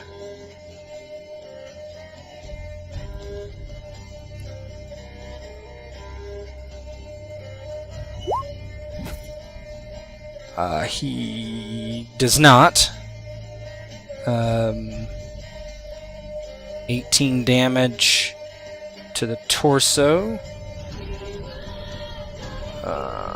So that's -5, so he takes 13 damage. Okay. And then he'll swing, hit him across the chest, and then make another fast attack again. You're still on your first fast attack. Yeah, Yep. that's what Okay. that's what I mean. Just he's making his second fast Yep. strike.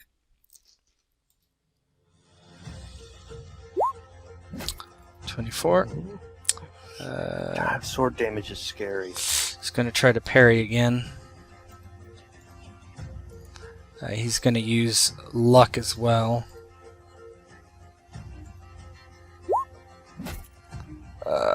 Nope. 13 damage. That's 5. He's still up. How does that look as you're cut? 13 or 20?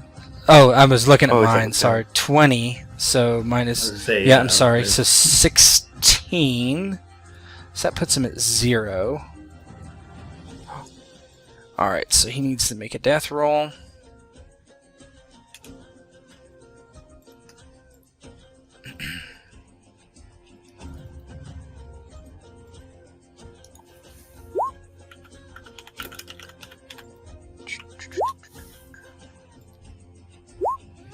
Did he make it? He did. Huh. Oh, 7 or below. I was gonna say. I was like, that's a 1. Yep. Yeah, you're cutting him up, and he's like visibly very staggered now.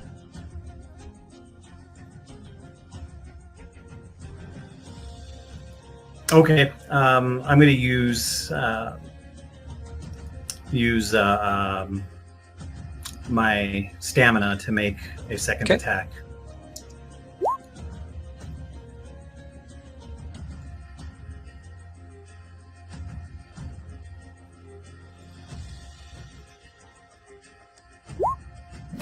Go ahead and roll the fumble button. Oof. So at 10, So 10. he's actually just going to try to block because he's It's got like minus everything. Yeah. minus everything. This might. That's scary that this might actually. Going to hit. use his remaining luck. Yeah, he's able to parry that one. Okay, so he's able to. Oh, he parried or blocked? Block. Okay, and then the second attack.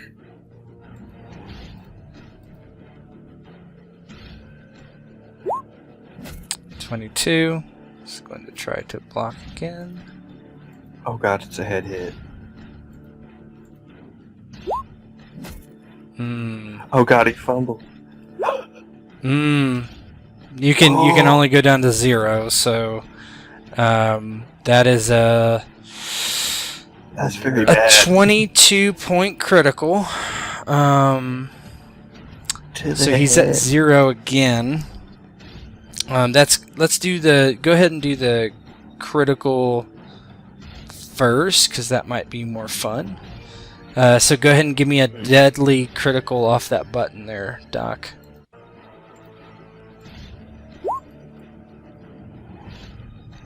Yeah, you cut out his eye. So let me roll another death save.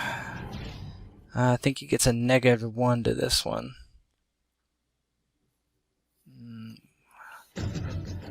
Make it. So he needs.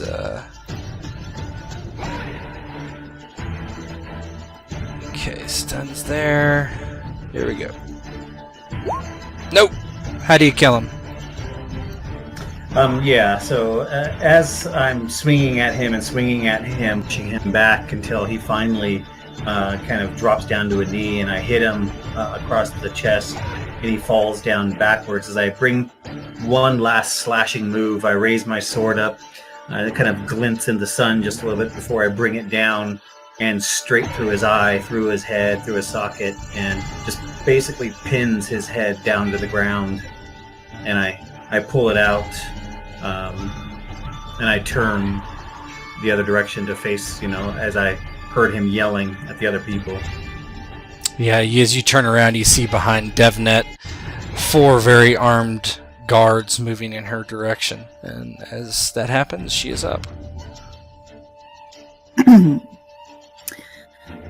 Dev can't yet see the guy that Eiry sees, but where she is there like a little wall with cover? All the black angles would be, if that's what you're asking. Okay, the little garden. Oh, the garden blocks provide some cover. Sure.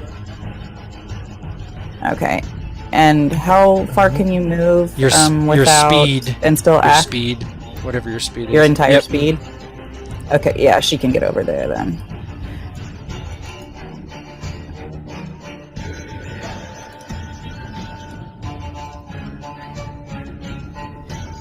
And she'd be kind of getting ready to grab Eiry and say, they're coming from that direction, but she spots this other fellow from that position, and she's going to try to attack him. Draw me a line. Does it cut that corner? I think it probably does. Hold on, I'll draw a line. I can see him. I mean, I'm almost positive it's gonna. It's from the farthest edge. I mean, it's Yeah, I'll just give a -3 for that Give one. me a negative? Negative or? 3. Okay.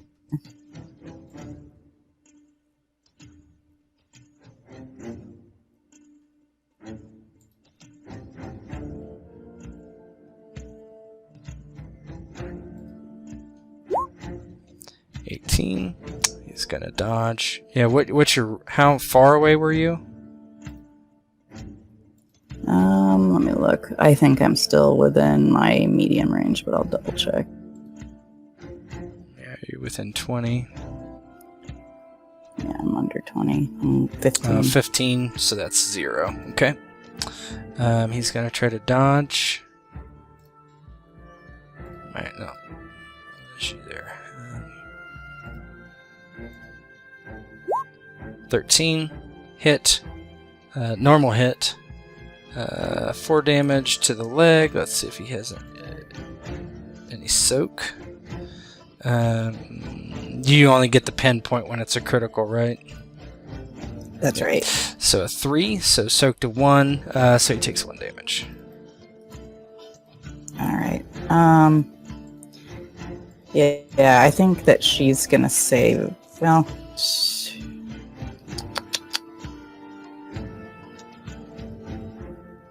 she'll go ahead and take another shot, actually. I think that would just... Okay.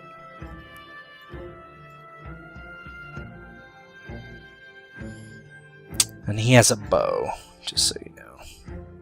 Oh shit. Well, that's why she went for cover. Well, it's not why, but it'll help. So I'm entering the -3 here under the mod. Okay, that's fine. 17. He's going to try to dodge again. He does dodge that one. Okay. Yeah, the first one strikes him across the shin, but the second one clatters off the corner of that building. You're not going to do any more throwing, I'm guessing? No, she's just gonna kind of hunch down beside Eiry by that look. Okay. What is the run? Run is speed times 3. So this guy, one of the guards behind you, begins to truck in there. He's gonna go 9, and that's his entire action. Bounty Hunter 1, which you do not know about. Where? Okay, there we go. His speed is 5. He also has a bow. He steps out behind Dev and takes a shot at your back.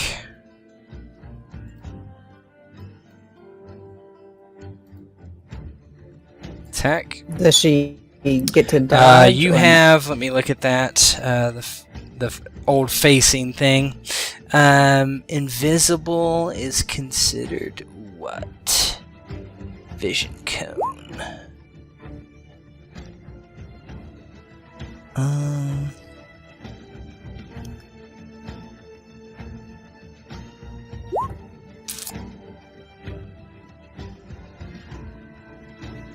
I think not.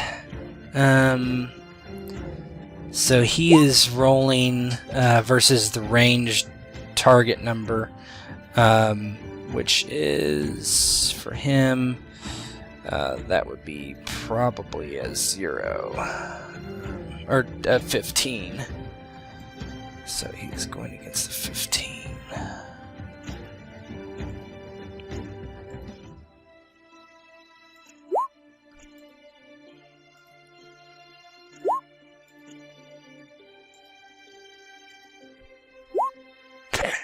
Just barely gets it. Fucking what? 16 damage right in your back. What's your soak? Alright, she's got some armor. Yeah, what is it?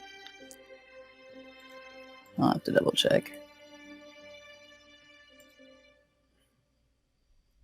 Oof. Just 3. Okay. So you take 13 damage. So how's that as you get shot in the back?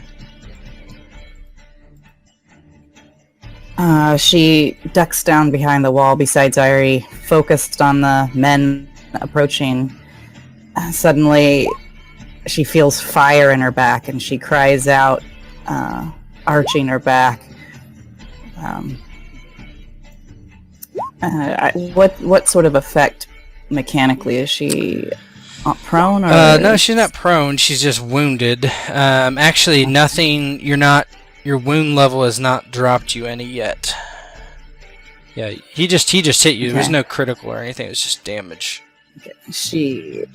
She cries out and whips around.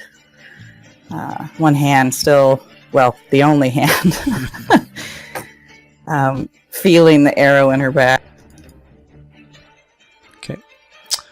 The next Northern Guard is going to move 9 as they start to move in. Zavis, you're up. Alright. Well then, yeah, he's not a fast boy. So he's gonna have to get moving.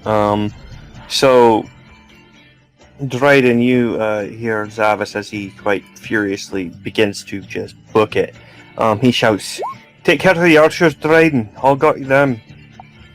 As he just fucking goes for it and gets tries to close up alongside Dev to close her other flank. Yeah, so speed run times 3 is how far you can run. Okay, cool. Yeah, that should be fine then.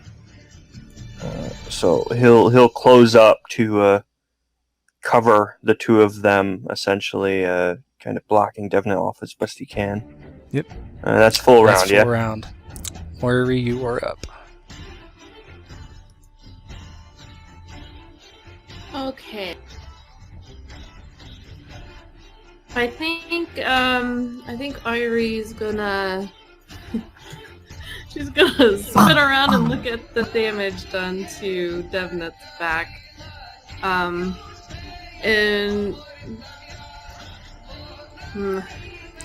Athletics roll.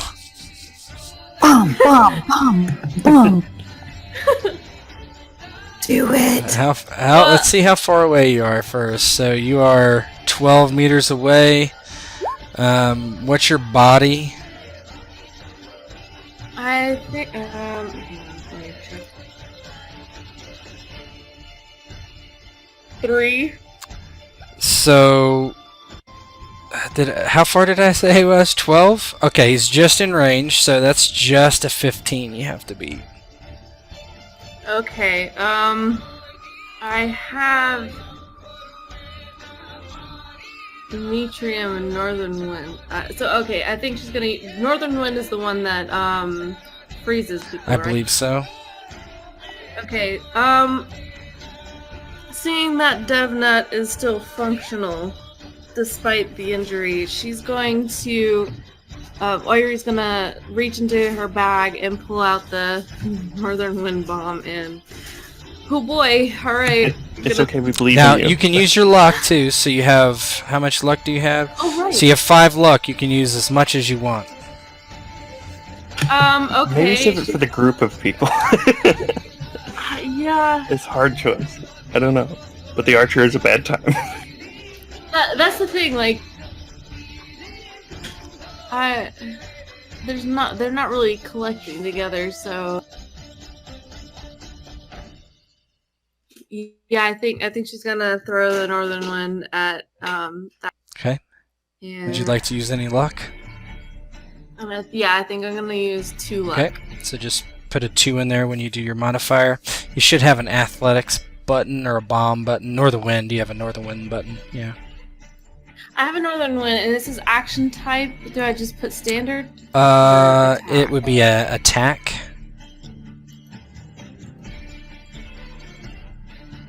Extra action, no. And then when it says weapon selection, just pick Northern Wind. And then when it says additional mods, just hit 2. Put a 2 in there. The firing range. You're at close.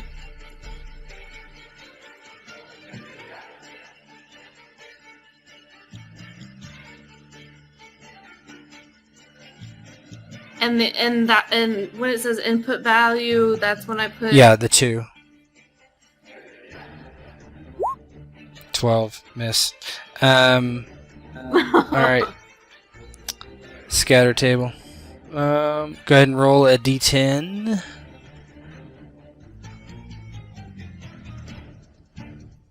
The moment when we realize we're next to a wall. Oof. Yeah. Yeah, just type in / roll d10 or whatever.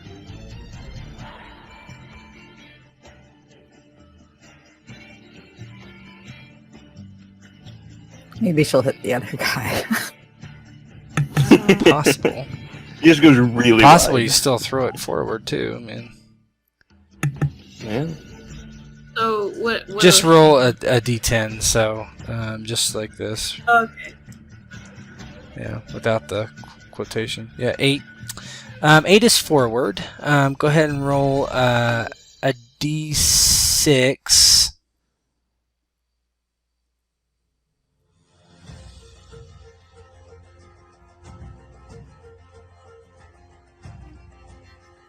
Uh, 3. How many meters over or under its shot? So be under. So it just lands in between the two of you. Well, what's the? Does it have a? Yeah. It's just in between the two of you. You throw it and it just explodes. You don't quite get it there. What? Anything else you would like to do?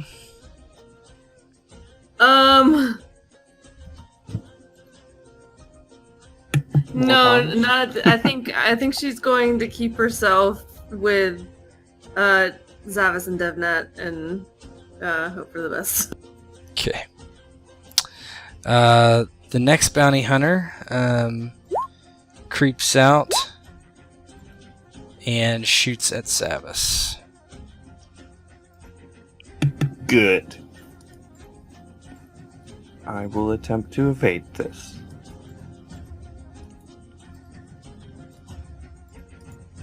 I always click Dex for dodge. I don't know why. 15. Oh, that's... Mate. Fuck! Nope. Zavis, damn 12 it! damage to the torso. What is your soak? Let's see.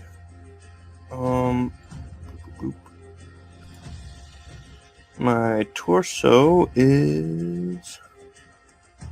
Where's it? It's in your gear on the right. Oh, there we go. Yep. So it is 9. Okay, currently, so you take 3 damage. because it's damaged. Yeah, it just cuts into your side as the arrow whips by. Ooh. And then I take that down one for Yep, torso armor. Yeah. The next guy, the guards are continually moving at the top now. They're starting to all kind of pile in. As it is Dryden's turn once again. So Dryden, seeing shots being fired after pulling his weapon out of the Witcher's eye, he reaches down and grabs that Witcher's steel blade, and he's holding both of them in his hands now, his and the other Witcher. And as he's holding them in his hands, kind of holding them out to his side, he starts making his way towards this other bounty hunter. Okay. Witcher. Oh, actually, that was right arm for humanoid. Okay, so it would be a 1 damage. Sorry, Yeah, I just realized. bump it up to a 1. Okay. What's your speed to get to him? You can charge too. You can charge that Yeah, I'm gonna charge. My speed very is high, like right? 8 Yeah, so or you could something, go yeah. you could go 24 if so. I think you, which gets me okay, to him. good. And then I just charge him with the two swords drawn. Mhm.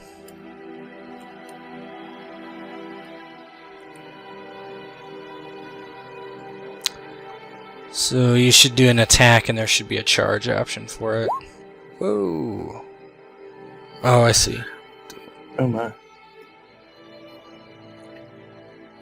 Oh, it's just really long. I see. Yeah. So I get 2 attacks against him, both at -3. Okay, so you would get the charge -2. So I think that's 3 or something. It'll work into the macro. So just do your sword and then pick charge, and then when you get additional mods, put a -3 in there.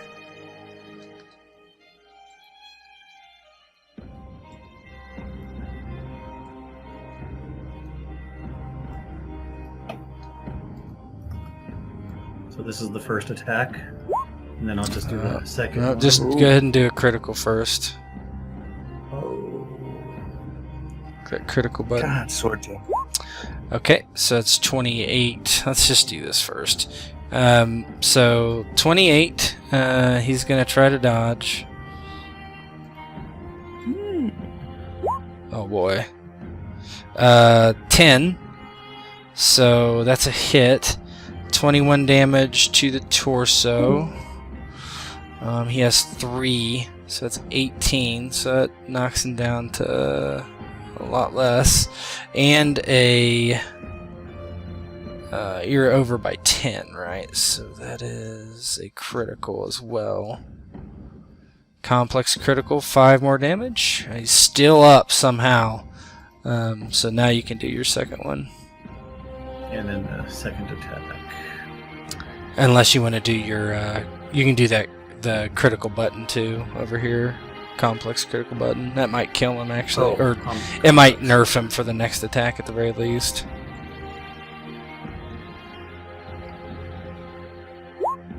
Ruptured spleen. Okay. Alright. Go ahead and do your other attack. Okay.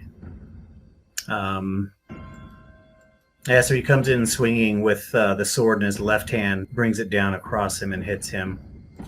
And then, using the momentum to come back around, he's attacking with the other one, both on the charge again.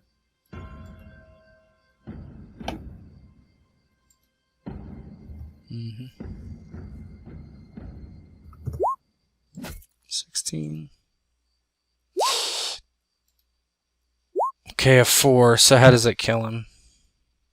Yeah, and so as he comes down and he hits him in the belly with that first attack, cutting him open and doing internal damage, he kind of just hunches over. And as he hunches over, I bring the second sword around, underneath him, taking him out from underneath his legs, and in doing so, just kind of sever an artery on the inside of his thigh, taking him down. So as he falls down, he just starts bleeding out, and before he knows it, he's just unconscious and doesn't know what happened. Yep. Dev, you're up. Now at melee range, you get a bonus to hit, don't you? For what? What do you mean? With your weapons. There's close range and then there's melee range. And I think the melee range comes with a to hit bonus. You're talking about for ranged attacks? Yeah. Chart in the book says. But I can't remember. Point blank is +5. But you have to be a half meter to hit, so. Right, she can move all the way over there. Then you would have a +5. So she's gonna get over there, and she's gonna use her twin shot. Okay. +5. Yeah, go for it.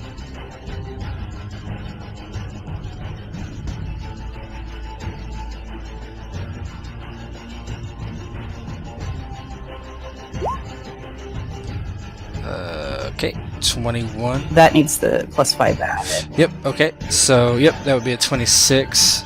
He tries to dodge. Nope. That's also a critical.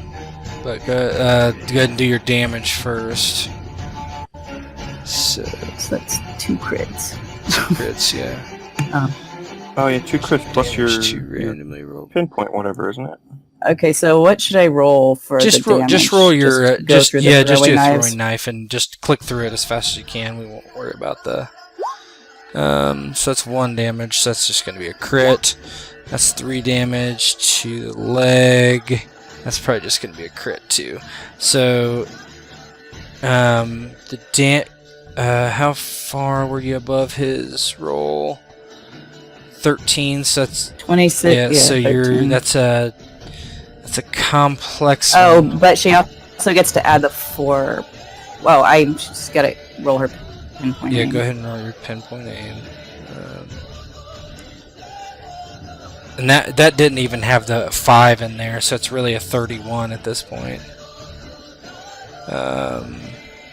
So it's a 31, and then it's gonna be 3 times his dex. Let's see. So 21. So 1 might be in. That is not. Yeah, it is. So, okay. So +4 to the crit damage. Is that right? Yeah. Yes. So it's a 34, and he rolled a.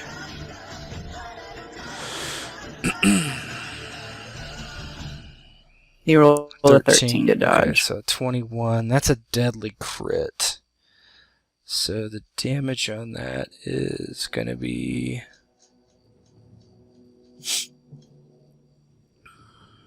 So that's 28 total damage that kills him anyway. So how's he dead? Oh my god. Yeah, without even worrying so about it was that. apparently with the dismembered leg. I was just going for Yeah, how sure, it go for happened. it. So she charges to make a hole for everybody. Basically, draws out 2 knives, flicks them both at the same time, hitting him in the femoral artery, and doing a big slice to his leg, and it's immediately useless, spurting blood, and he just collapses to the ground.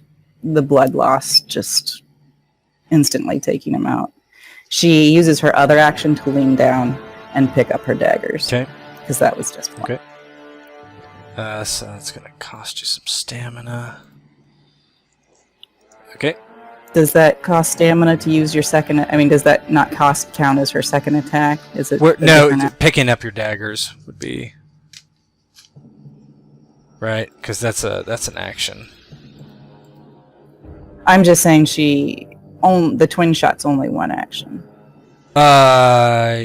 Yeah, but I'm not following because you did a quick strike, right? Okay, Yeah. so No. She just did. twin shot, not a. Okay. Twin shot replaces the Okay, other two. that's fine. Options. Right. But that's a full action, right? It doesn't. Okay. Whatever. Okay. One of the Nordling guards moves down. Both the bounty hunters are dead. So here comes the rest of them. So yeah, this guy can't quite get to Zavis. Zavis, you're up. Oh, good. Hello, new friend. Zavis will take a small step forward and punch this guy. Okay. With his brass knuckles.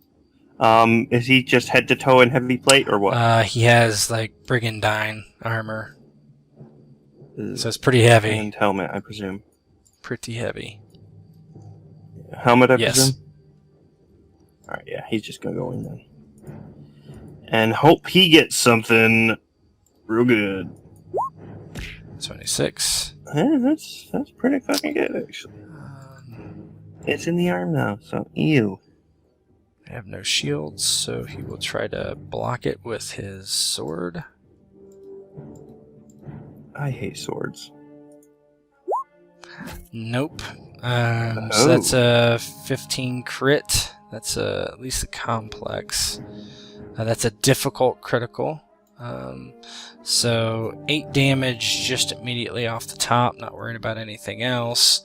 And 9 damage, that's all going to be soaked regardless. And go ahead and roll your critical effect. Difficult critical effect. Difficult? Right. Broke his The leg. legs today. Broke his leg. So how does that look as you break the guy's leg with So- your... Yeah, Zavis, of course, seeing these guys come up, he's going for, the soft spots, the weak points, And with heavy armor, those leg joints are big. So he kind of goes up for the first blow and brings it very heavily left hand into the side of his knee. And the leg just buckles. As he then brings it around for a second strike with the brass knuckles. Let me get all his stuff squared away real quick. Quarter his dodge and athletics. Alright, hold on. Oh, baby. So... Oh, and he's bleeding too. Lovely. Yeah, he's bleeding. Alright, let me put a marker God, I love fucking punching stuff. there. Okay. You rolled a 20 on this one. He's going to try to dodge again. Or block again, I guess.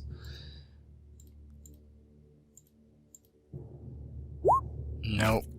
9 critical. Another leg shot. This is a 9 critical, I believe, is just a simple critical. So it takes 3 damage off the top. 14. Everything else is soaked. Sprained arms, so basically, do a 1d2, 1 is right, 2 is left.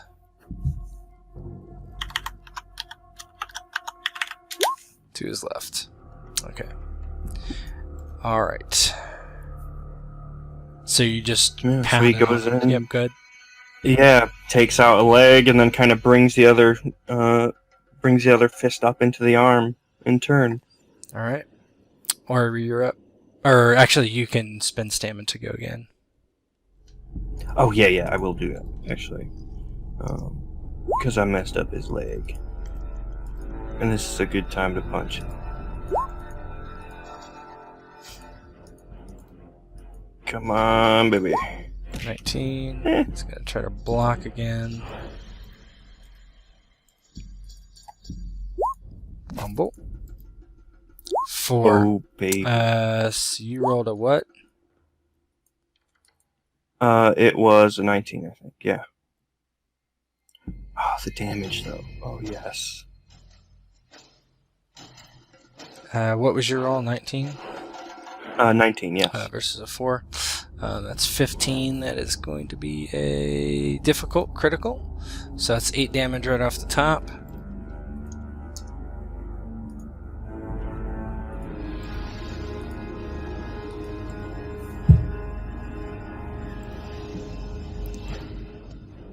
Okay.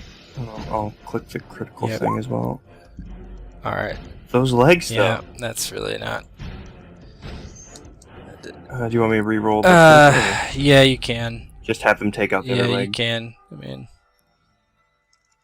Okay, cool. Yeah, it seems fine. And it was difficult, right? Yeah. yes. Alright, there we go. Yeah, there you go. Seems fitting. -2 dex. And as he kind of then goes for that last one. Yeah, you smash him in the head, and you can go again. Yep, as he goes in for the final blow, hopefully. Only an 18. Rolled pretty trashy. Ooh, he rolled really good. 18. That is tie goes to defender, so he's able to block that one, finally. Alright, Eiry, you're up. Got a critical with all those minuses. Alright. Eiry is going to. Yeah. You know what must be done. Well, I'm worried about Zavis actually. Since he doesn't Yeah, I mean, that's grow reasonable. very well. We saw it last time. Yeah. I mean, all she has is bombs, but I feel like it's worth it. yeah. I think is it possible to not go like a full run, but like to go? Yeah, you can only move your speed and act. Okay, so if she doesn't go the full speed, do I still need to spend like stamina to? So if you your do- speed is 4, so you can at most do move 4 and then attack. You could not. If you move more than that, you would have to do like a run, and then you couldn't do an attack. Okay. So You can I you think can you don't have to you can four- throw it at any of his edge though, right? If you like aimed it here, you could do that, for instance, or whatever. Or if you're Well- throwing at this guy, right? Or right in the middle Yeah, too. she's gonna go for that Okay. guy because I'm gonna use Devil's Puffball because I have one of Ooh. and that's a cloud Mm-hmm. of poison, so she won't want to get Zavis in that. 'Kay. I'd like to spend 1 luck. Sure.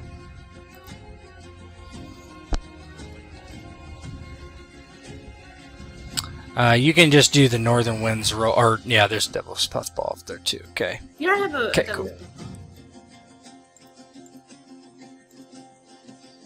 Let me It's go gonna be through the all the- one.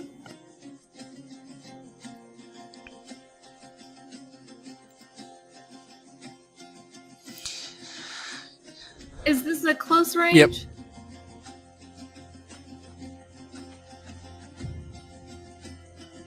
So you're going for a 15.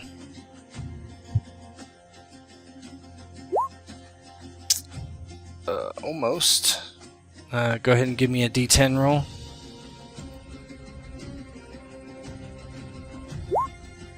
Straight behind you. Gosh. That can't hit anybody, so.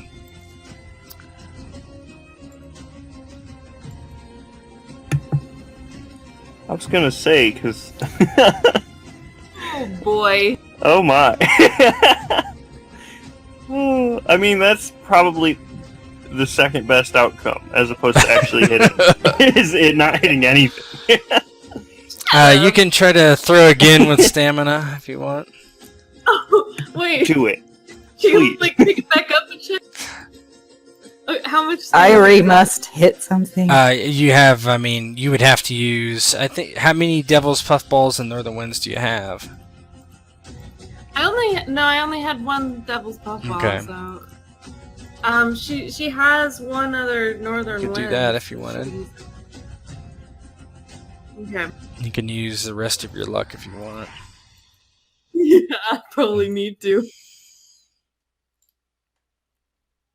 Alright, gonna use the rest of my luck, which is 2, right? Mhm. Yeah. If you had used the 2, it would have hit. I swear. Oof. Alright, it's gonna be a northern wind as well. I'm rooting for you. Oh gosh, me too.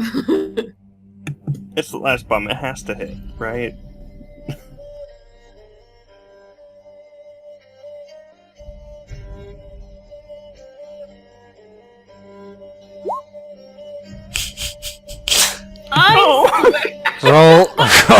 Roll the critical button. There's a Oh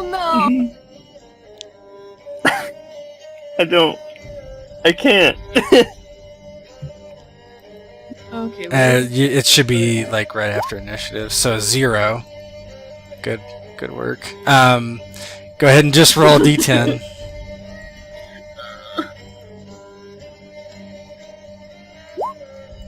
Also straight behind you.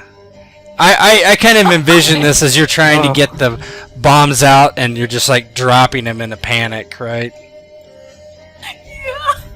Yeah. Wow. Poor sweet Yeah. girl.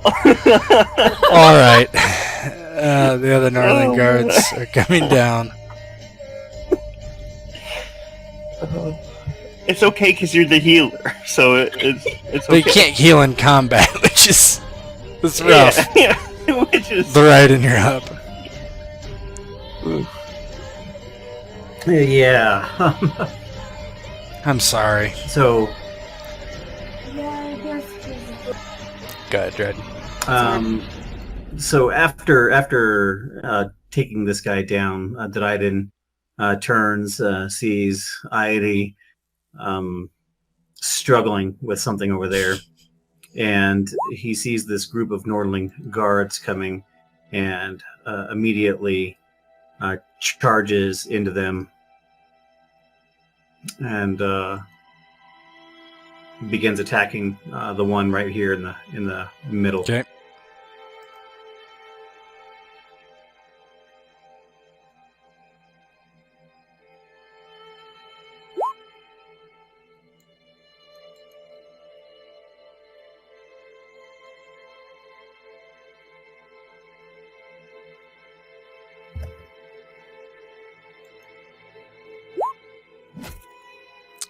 $15.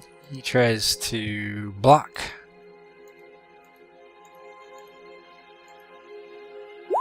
It's a hit. What was your damage? 19 to the left leg. So that's going to be 6. So he takes 3 damage. And then I attack with the second sword, with the other sword. Okay.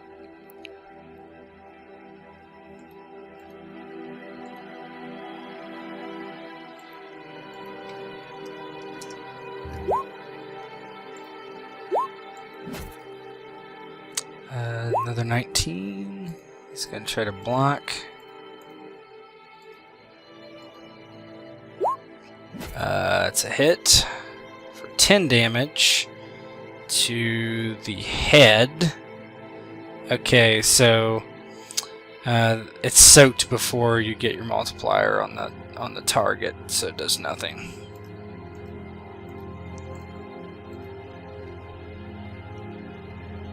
So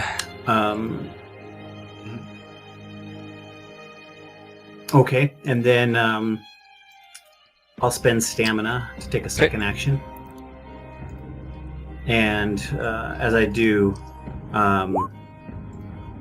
with both swords in my hands, I put my hands together and up in the air. And cast my shield around me. again. Okay. That's 10, right? Or I guess is it based on how much stamina are you using? Yeah, I'm going to use 4. Okay. 5 hit points per, so 20 actually. Mm-hmm. Okay. And that would be your turn. Mm-hmm. And it's 4 stamina. All right. Who's up? Dev.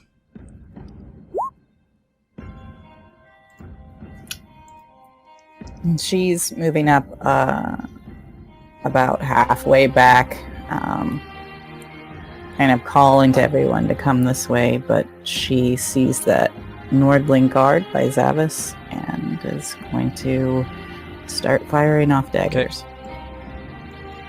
That poor guy. It's gonna hit him in the fucking leg. it's gonna. No. Oh no, it's a merciful dodge. Not gonna. Okay, how's he die? well, she. End him rightly. Where did it hit Head. him? In the head? Well, he's not even facing her, so she throws the dagger. It hits him right in the back of the head. Flunk. And as his brain functions are cut off, he collapses. Okay. Don't know if there's anything else you can do. Not really, no. So she'll just stay right. Alright, so these guys facing the Dryden attack. You're at a -2 for being surrounded by 3 guys.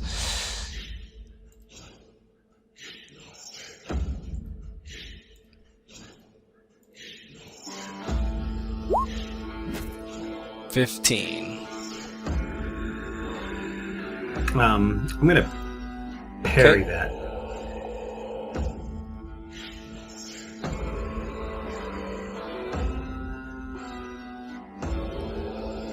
You're at a -2 and your additional modifiers.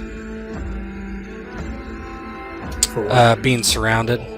Whenever you are in melee with more than one person, every additional person gives you a negative.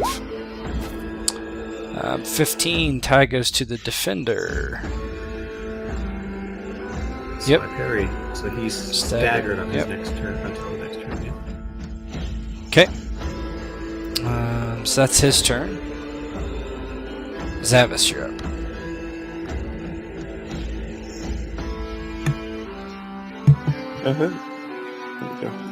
So yeah, Zavis is going to close and go for this dude that's closest. I'm trying to make sure they're cut off so they can't get past the two of us. And he will just start swinging as per usual. So let's see how he does. There's the first one. It's pretty shite. It's a hit. Just shite enough. 9, but it's all soaked. Okay.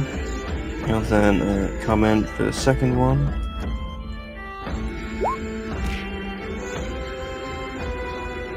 Did that go through? Yeah, I saw it. You rolled 19. I mean the second. That was the second one, wasn't it? Let me try. Oh, no, no, it didn't go through. Oh, Go ahead. what? Go ahead and roll again. I see a swordsmanship. Yeah, that was one me. come through. Go ahead and roll. Oh, okay, yeah. Oh, weird, yeah. It just Yeah, lagged. didn't roll for you. Cool. There we go. Yeah. That's more like it, my boy. So you just bash this guy in the head and he just falls down as these guys are looking to retreat. No reason to finish this out completely.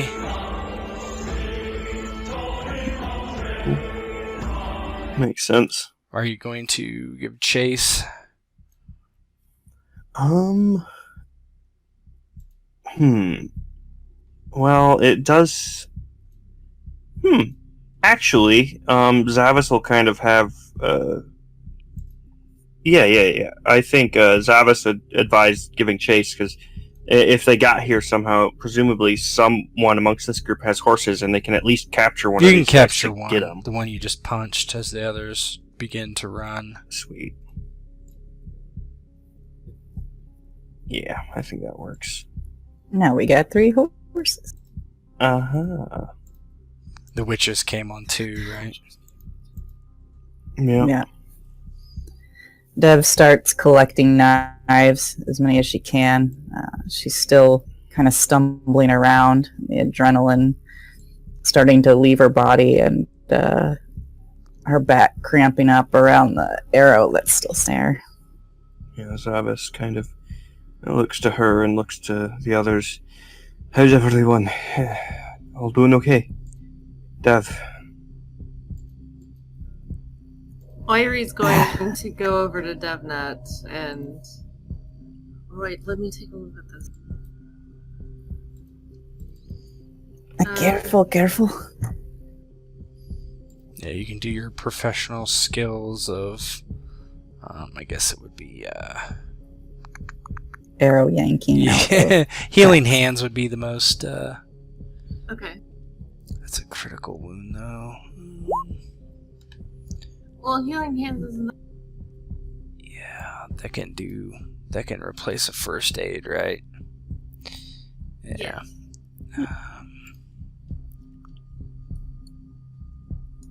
Yeah, you begin to patch it up. How does that look as you're like bandaging it and pulling out the arrows and whatnot?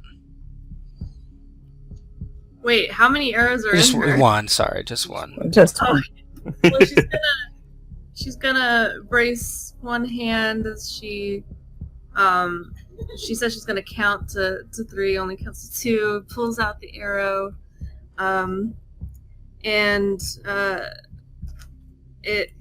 what kind of arrowhead is it? Just a standard like bulb arrow. Okay. She's gonna sew up what needs to be sewn up. She's gonna take her time, make sure it's done well so that it doesn't scar as much, and then bandage it up with clean bandages she has in her Yeah, satchel. you begin to tend the wound right there on the street.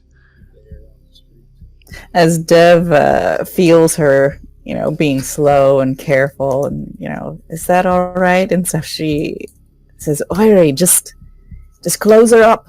Let's get those horses and get out of here." I gotta make sure it's not gonna. I don't care about the scars. Just you can do a better job later. Just sew her. One more suture, and she's done. Yeah, the streets are pretty calm now. The guy's beneath Zavis's feet, just kind of laying in the fetal position, holding his helmet. Yeah, Zavis looks to Hey, Dryden. Zav. Oh, go ahead. Hey? We're a little short on cash. See if any of these fellas have it. Are you already on that? Yeah, you see him kind of check the ones that are down and dead, and grabs whatever coin purses as well as their swords, in particular. Yeah, they have a few Making silvers sure each. Nothing special. Yeah, those Check the swords will sell, Witcher though. that I took down. Yeah, and you look over there, and Dryden's over that way. Yeah, Zavis is kind of concerned as he walks over pretty slow. Dryden, I assume you knew them quite well. And Dryden doesn't say anything to Zavis as he's kneeling down and going through the pockets of the Witchers. Yeah, they don't have that much, money. They do have a couple elixirs, and mutagens and such. It would take you a little bit to figure out what those are. But out of the corner of your eye, you see someone peeking around the corner, like watching what was going on. That's the fat man from earlier. Yeah, Dryden sees him and stands up and just makes a beeline straight to him. Grabs him by the collar and yanks him out from around the corner. Let me go. Let me go. What are you doing I here? was watching. I heard a commotion. You were supposed to have moved on already. You pointed in this direction, as a place that you have already come from. Why are you back here? Unless you knew what was going to be happening and you came to I watch. saw 2 witchers come this way. After you, 3 witchers. That's not every day you see 3 witchers. Oh, He looks over at Dev and Zavis. oh. Muggle. Funny finding you here. Yeah, it's the same to you, pretty lady. I'll just be going. This is too much excitement for my enlarged heart. Devnet just grabs him. I'm sure that Dryden would already have a hold of him, but he's not getting it. Yeah, Dryden didn't even let go of him. He's still holding him by his collar. Just let me go.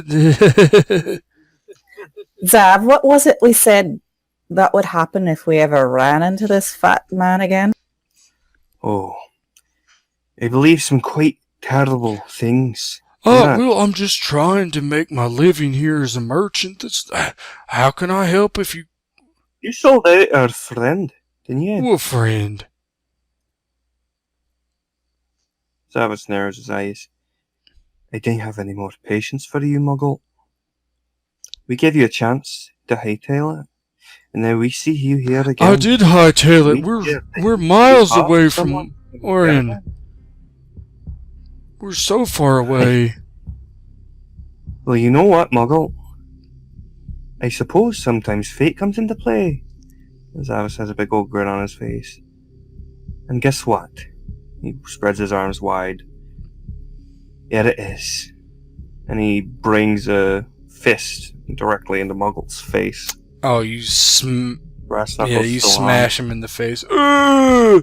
And he topples, backwards, and even Dryden can't hold on to him as his fat body just goes flying backwards.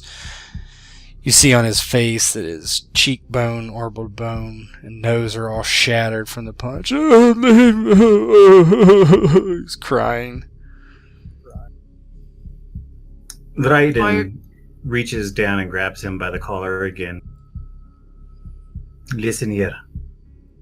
Do you want another one of those? Do you want these 3 to take you apart piece by piece? No, help me, help. I'm just a merchant. Yes, exactly. You are a merchant. You are allowed to pass on roads without giving a second thought. You have a wagon. You're going to get us out of here. You are going to drive us safely where we need to go. Yeah, of course. I'll just have to... Someone have to move my pots. I think we can leave the pots. I don't think we need anything of the sort, do we? You see, we're in a hurry, Muggle. Luckily enough, your caravan, your wagon, whatever you have, should be able to hold all this armour and these weapons. And, of course, whatever else you have in it. So let's get things packed up, and we'll get a move It's on. just down there. Oh. Aye, good. Dryden, keep an eye on him. I'll gather everything up. Eiry, when we get to the wagon, find a tarp to get under. You're the most recognizable. It's a covered wagon. You can see it in the distance. Wouldn't be hard to be... Aye, well, we did just kill 2 witchers in an open town, as well as some guards and some bounty hunters. I think the lot of us are recognizable from now on. So, for now, let's just get everything up and get moving. We can tether the horses behind the wagon. Aye, good idea. Or pull it all the quicker, either works. And Zavis will kind of look disgusted again towards Muggle, kind of reining back the anger and heading around and gathering up pretty much everything that isn't nailed down.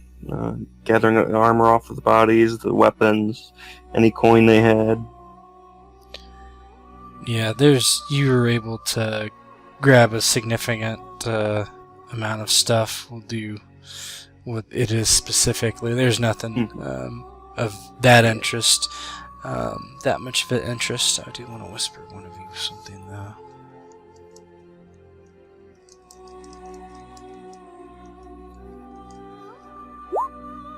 Yeah. Dev climbs into the wagon, tries to make herself as comfortable as she can with her back injury. As Zavis is gathering things, Eiry's going to go over to Mogul and assess the damage, see if she can help him in any way, kind of feel. Yeah, it's going to take some time to tend to the wound. You're going to have to set his nose, and everything else probably will heal on its own, you think, even though he's got a broken face, but...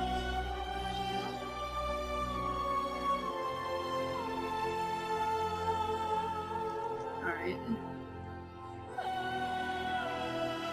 So as we're getting everything into the wagon, Dryden will pull Muggle off the ground, lift him back up onto his feet, holding him by his collar again. You are going to drive this wagon, and you are not going to say anything that would give away who is in your wagon. One wrong word, one wrong look, and you will feel nothing but a blade pierce your back. Of course, I won't say anything. I'll drive the cart. Oh, I'm in so much pain. Well, lucky for you, we have a doctor. He looks at Eiry. Okay. He gets up to his feet with your help and crawls into the bench of the wagon, pulling the reins into his lap, waiting for everyone to get ready. Zavis tosses the last of the swords into the back, clambers up in himself. Alright then. Think that's everything? And Dryden, he goes and gets one of the other horses. Hold on, sorry. Yeah, he goes and he grabs one of the other horses, and he follows alongside the wagon, talking to Zavis. Zavis, are you in the front, or is it just Muggle? He pretty much just hopped in the back. Yeah, I think it's just Muggle up front. Okay, so Dryden riding alongside the wagon, but talking to everyone who he knows is in the wagon, can hear him. It says, it is time for you to follow my instructions.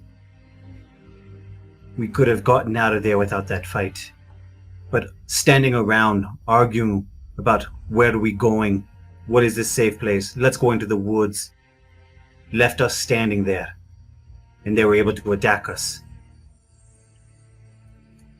It is time for me to take Eiry somewhere where she is going to be safe. No, the fates brought us here for a reason, Dryden, and I'm not letting her out of my sight. You don't have to let her out of your sight. You can go with her. And well, I can tell you this for sure. There's somewhere we can go. Like we said, Skilliga. We head out, we get a ship. They can't touch her there. She'd be safe from just about anyone that would want to get to her. Clan Brogfire will protect anyone we say is kin to us. Dryden, where do you suggest I go to? Where do you think is safest? there is a safe place in Verden. Where in Verden? would she be safe after all of this, miss?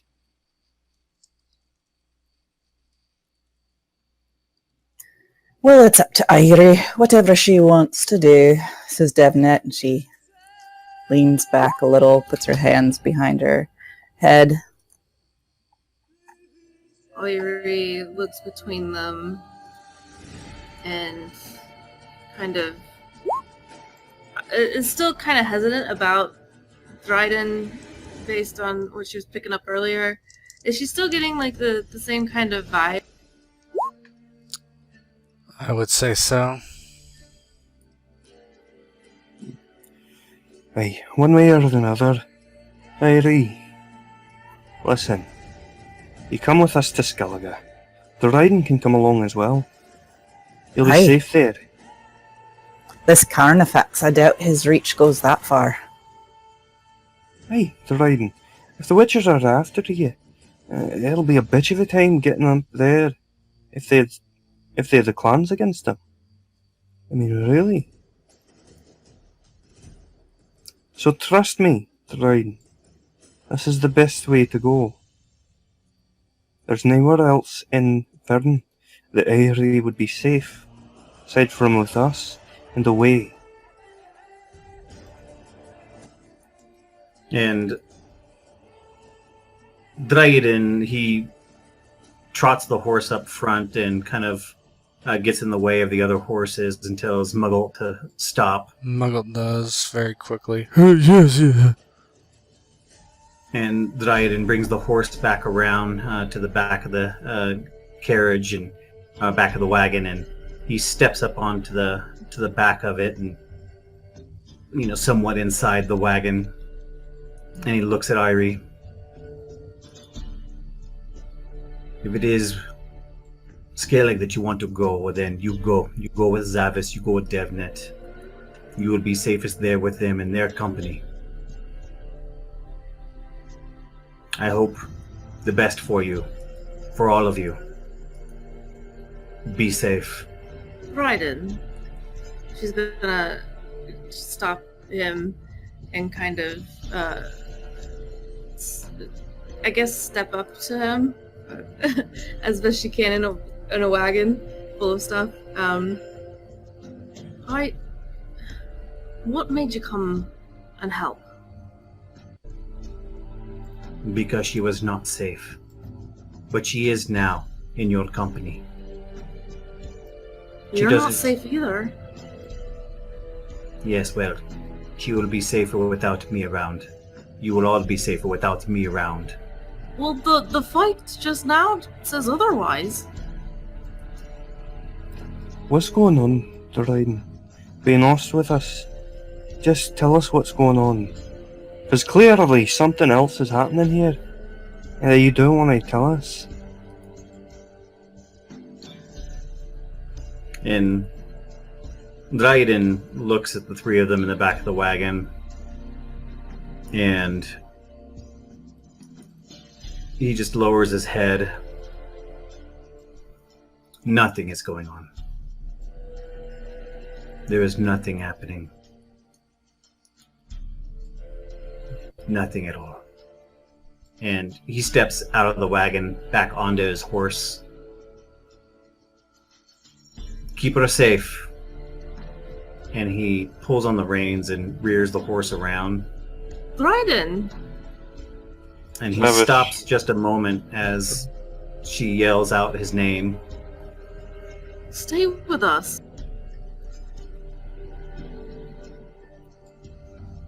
And he looks at the road and he looks back over his shoulder just slightly. She has an imploring look on her, kind of like a bit of confusion as to why he's just suddenly leaving.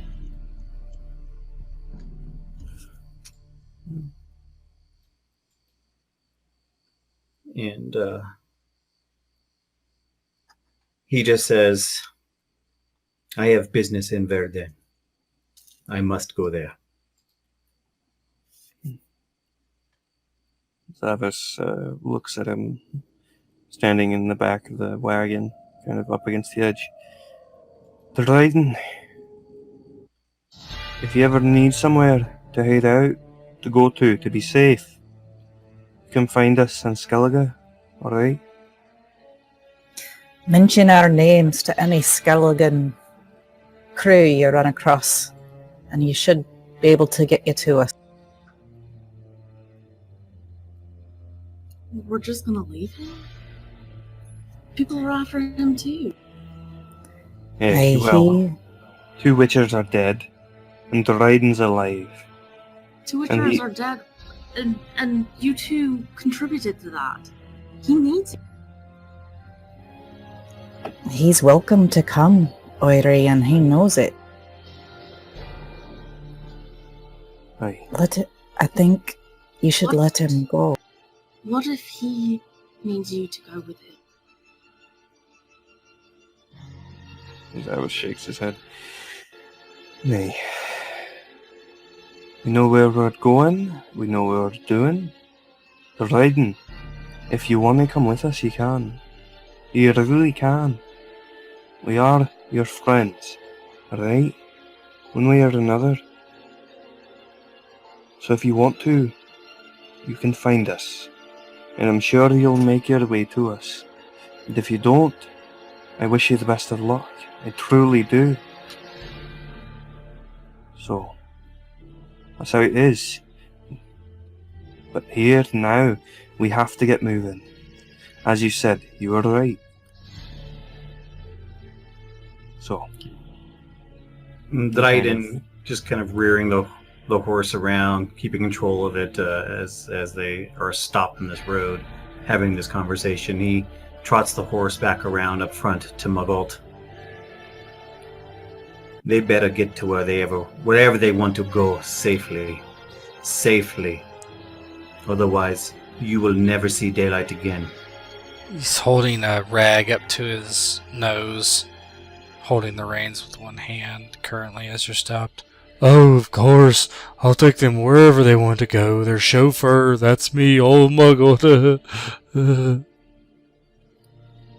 And Dryden rears the horse around and goes back to the back flap of the wagon again. And he looks at Devnet and Zavis and Eiry. I need to make sure you're safe. And he looks at Eiry. I need to make sure you're safe.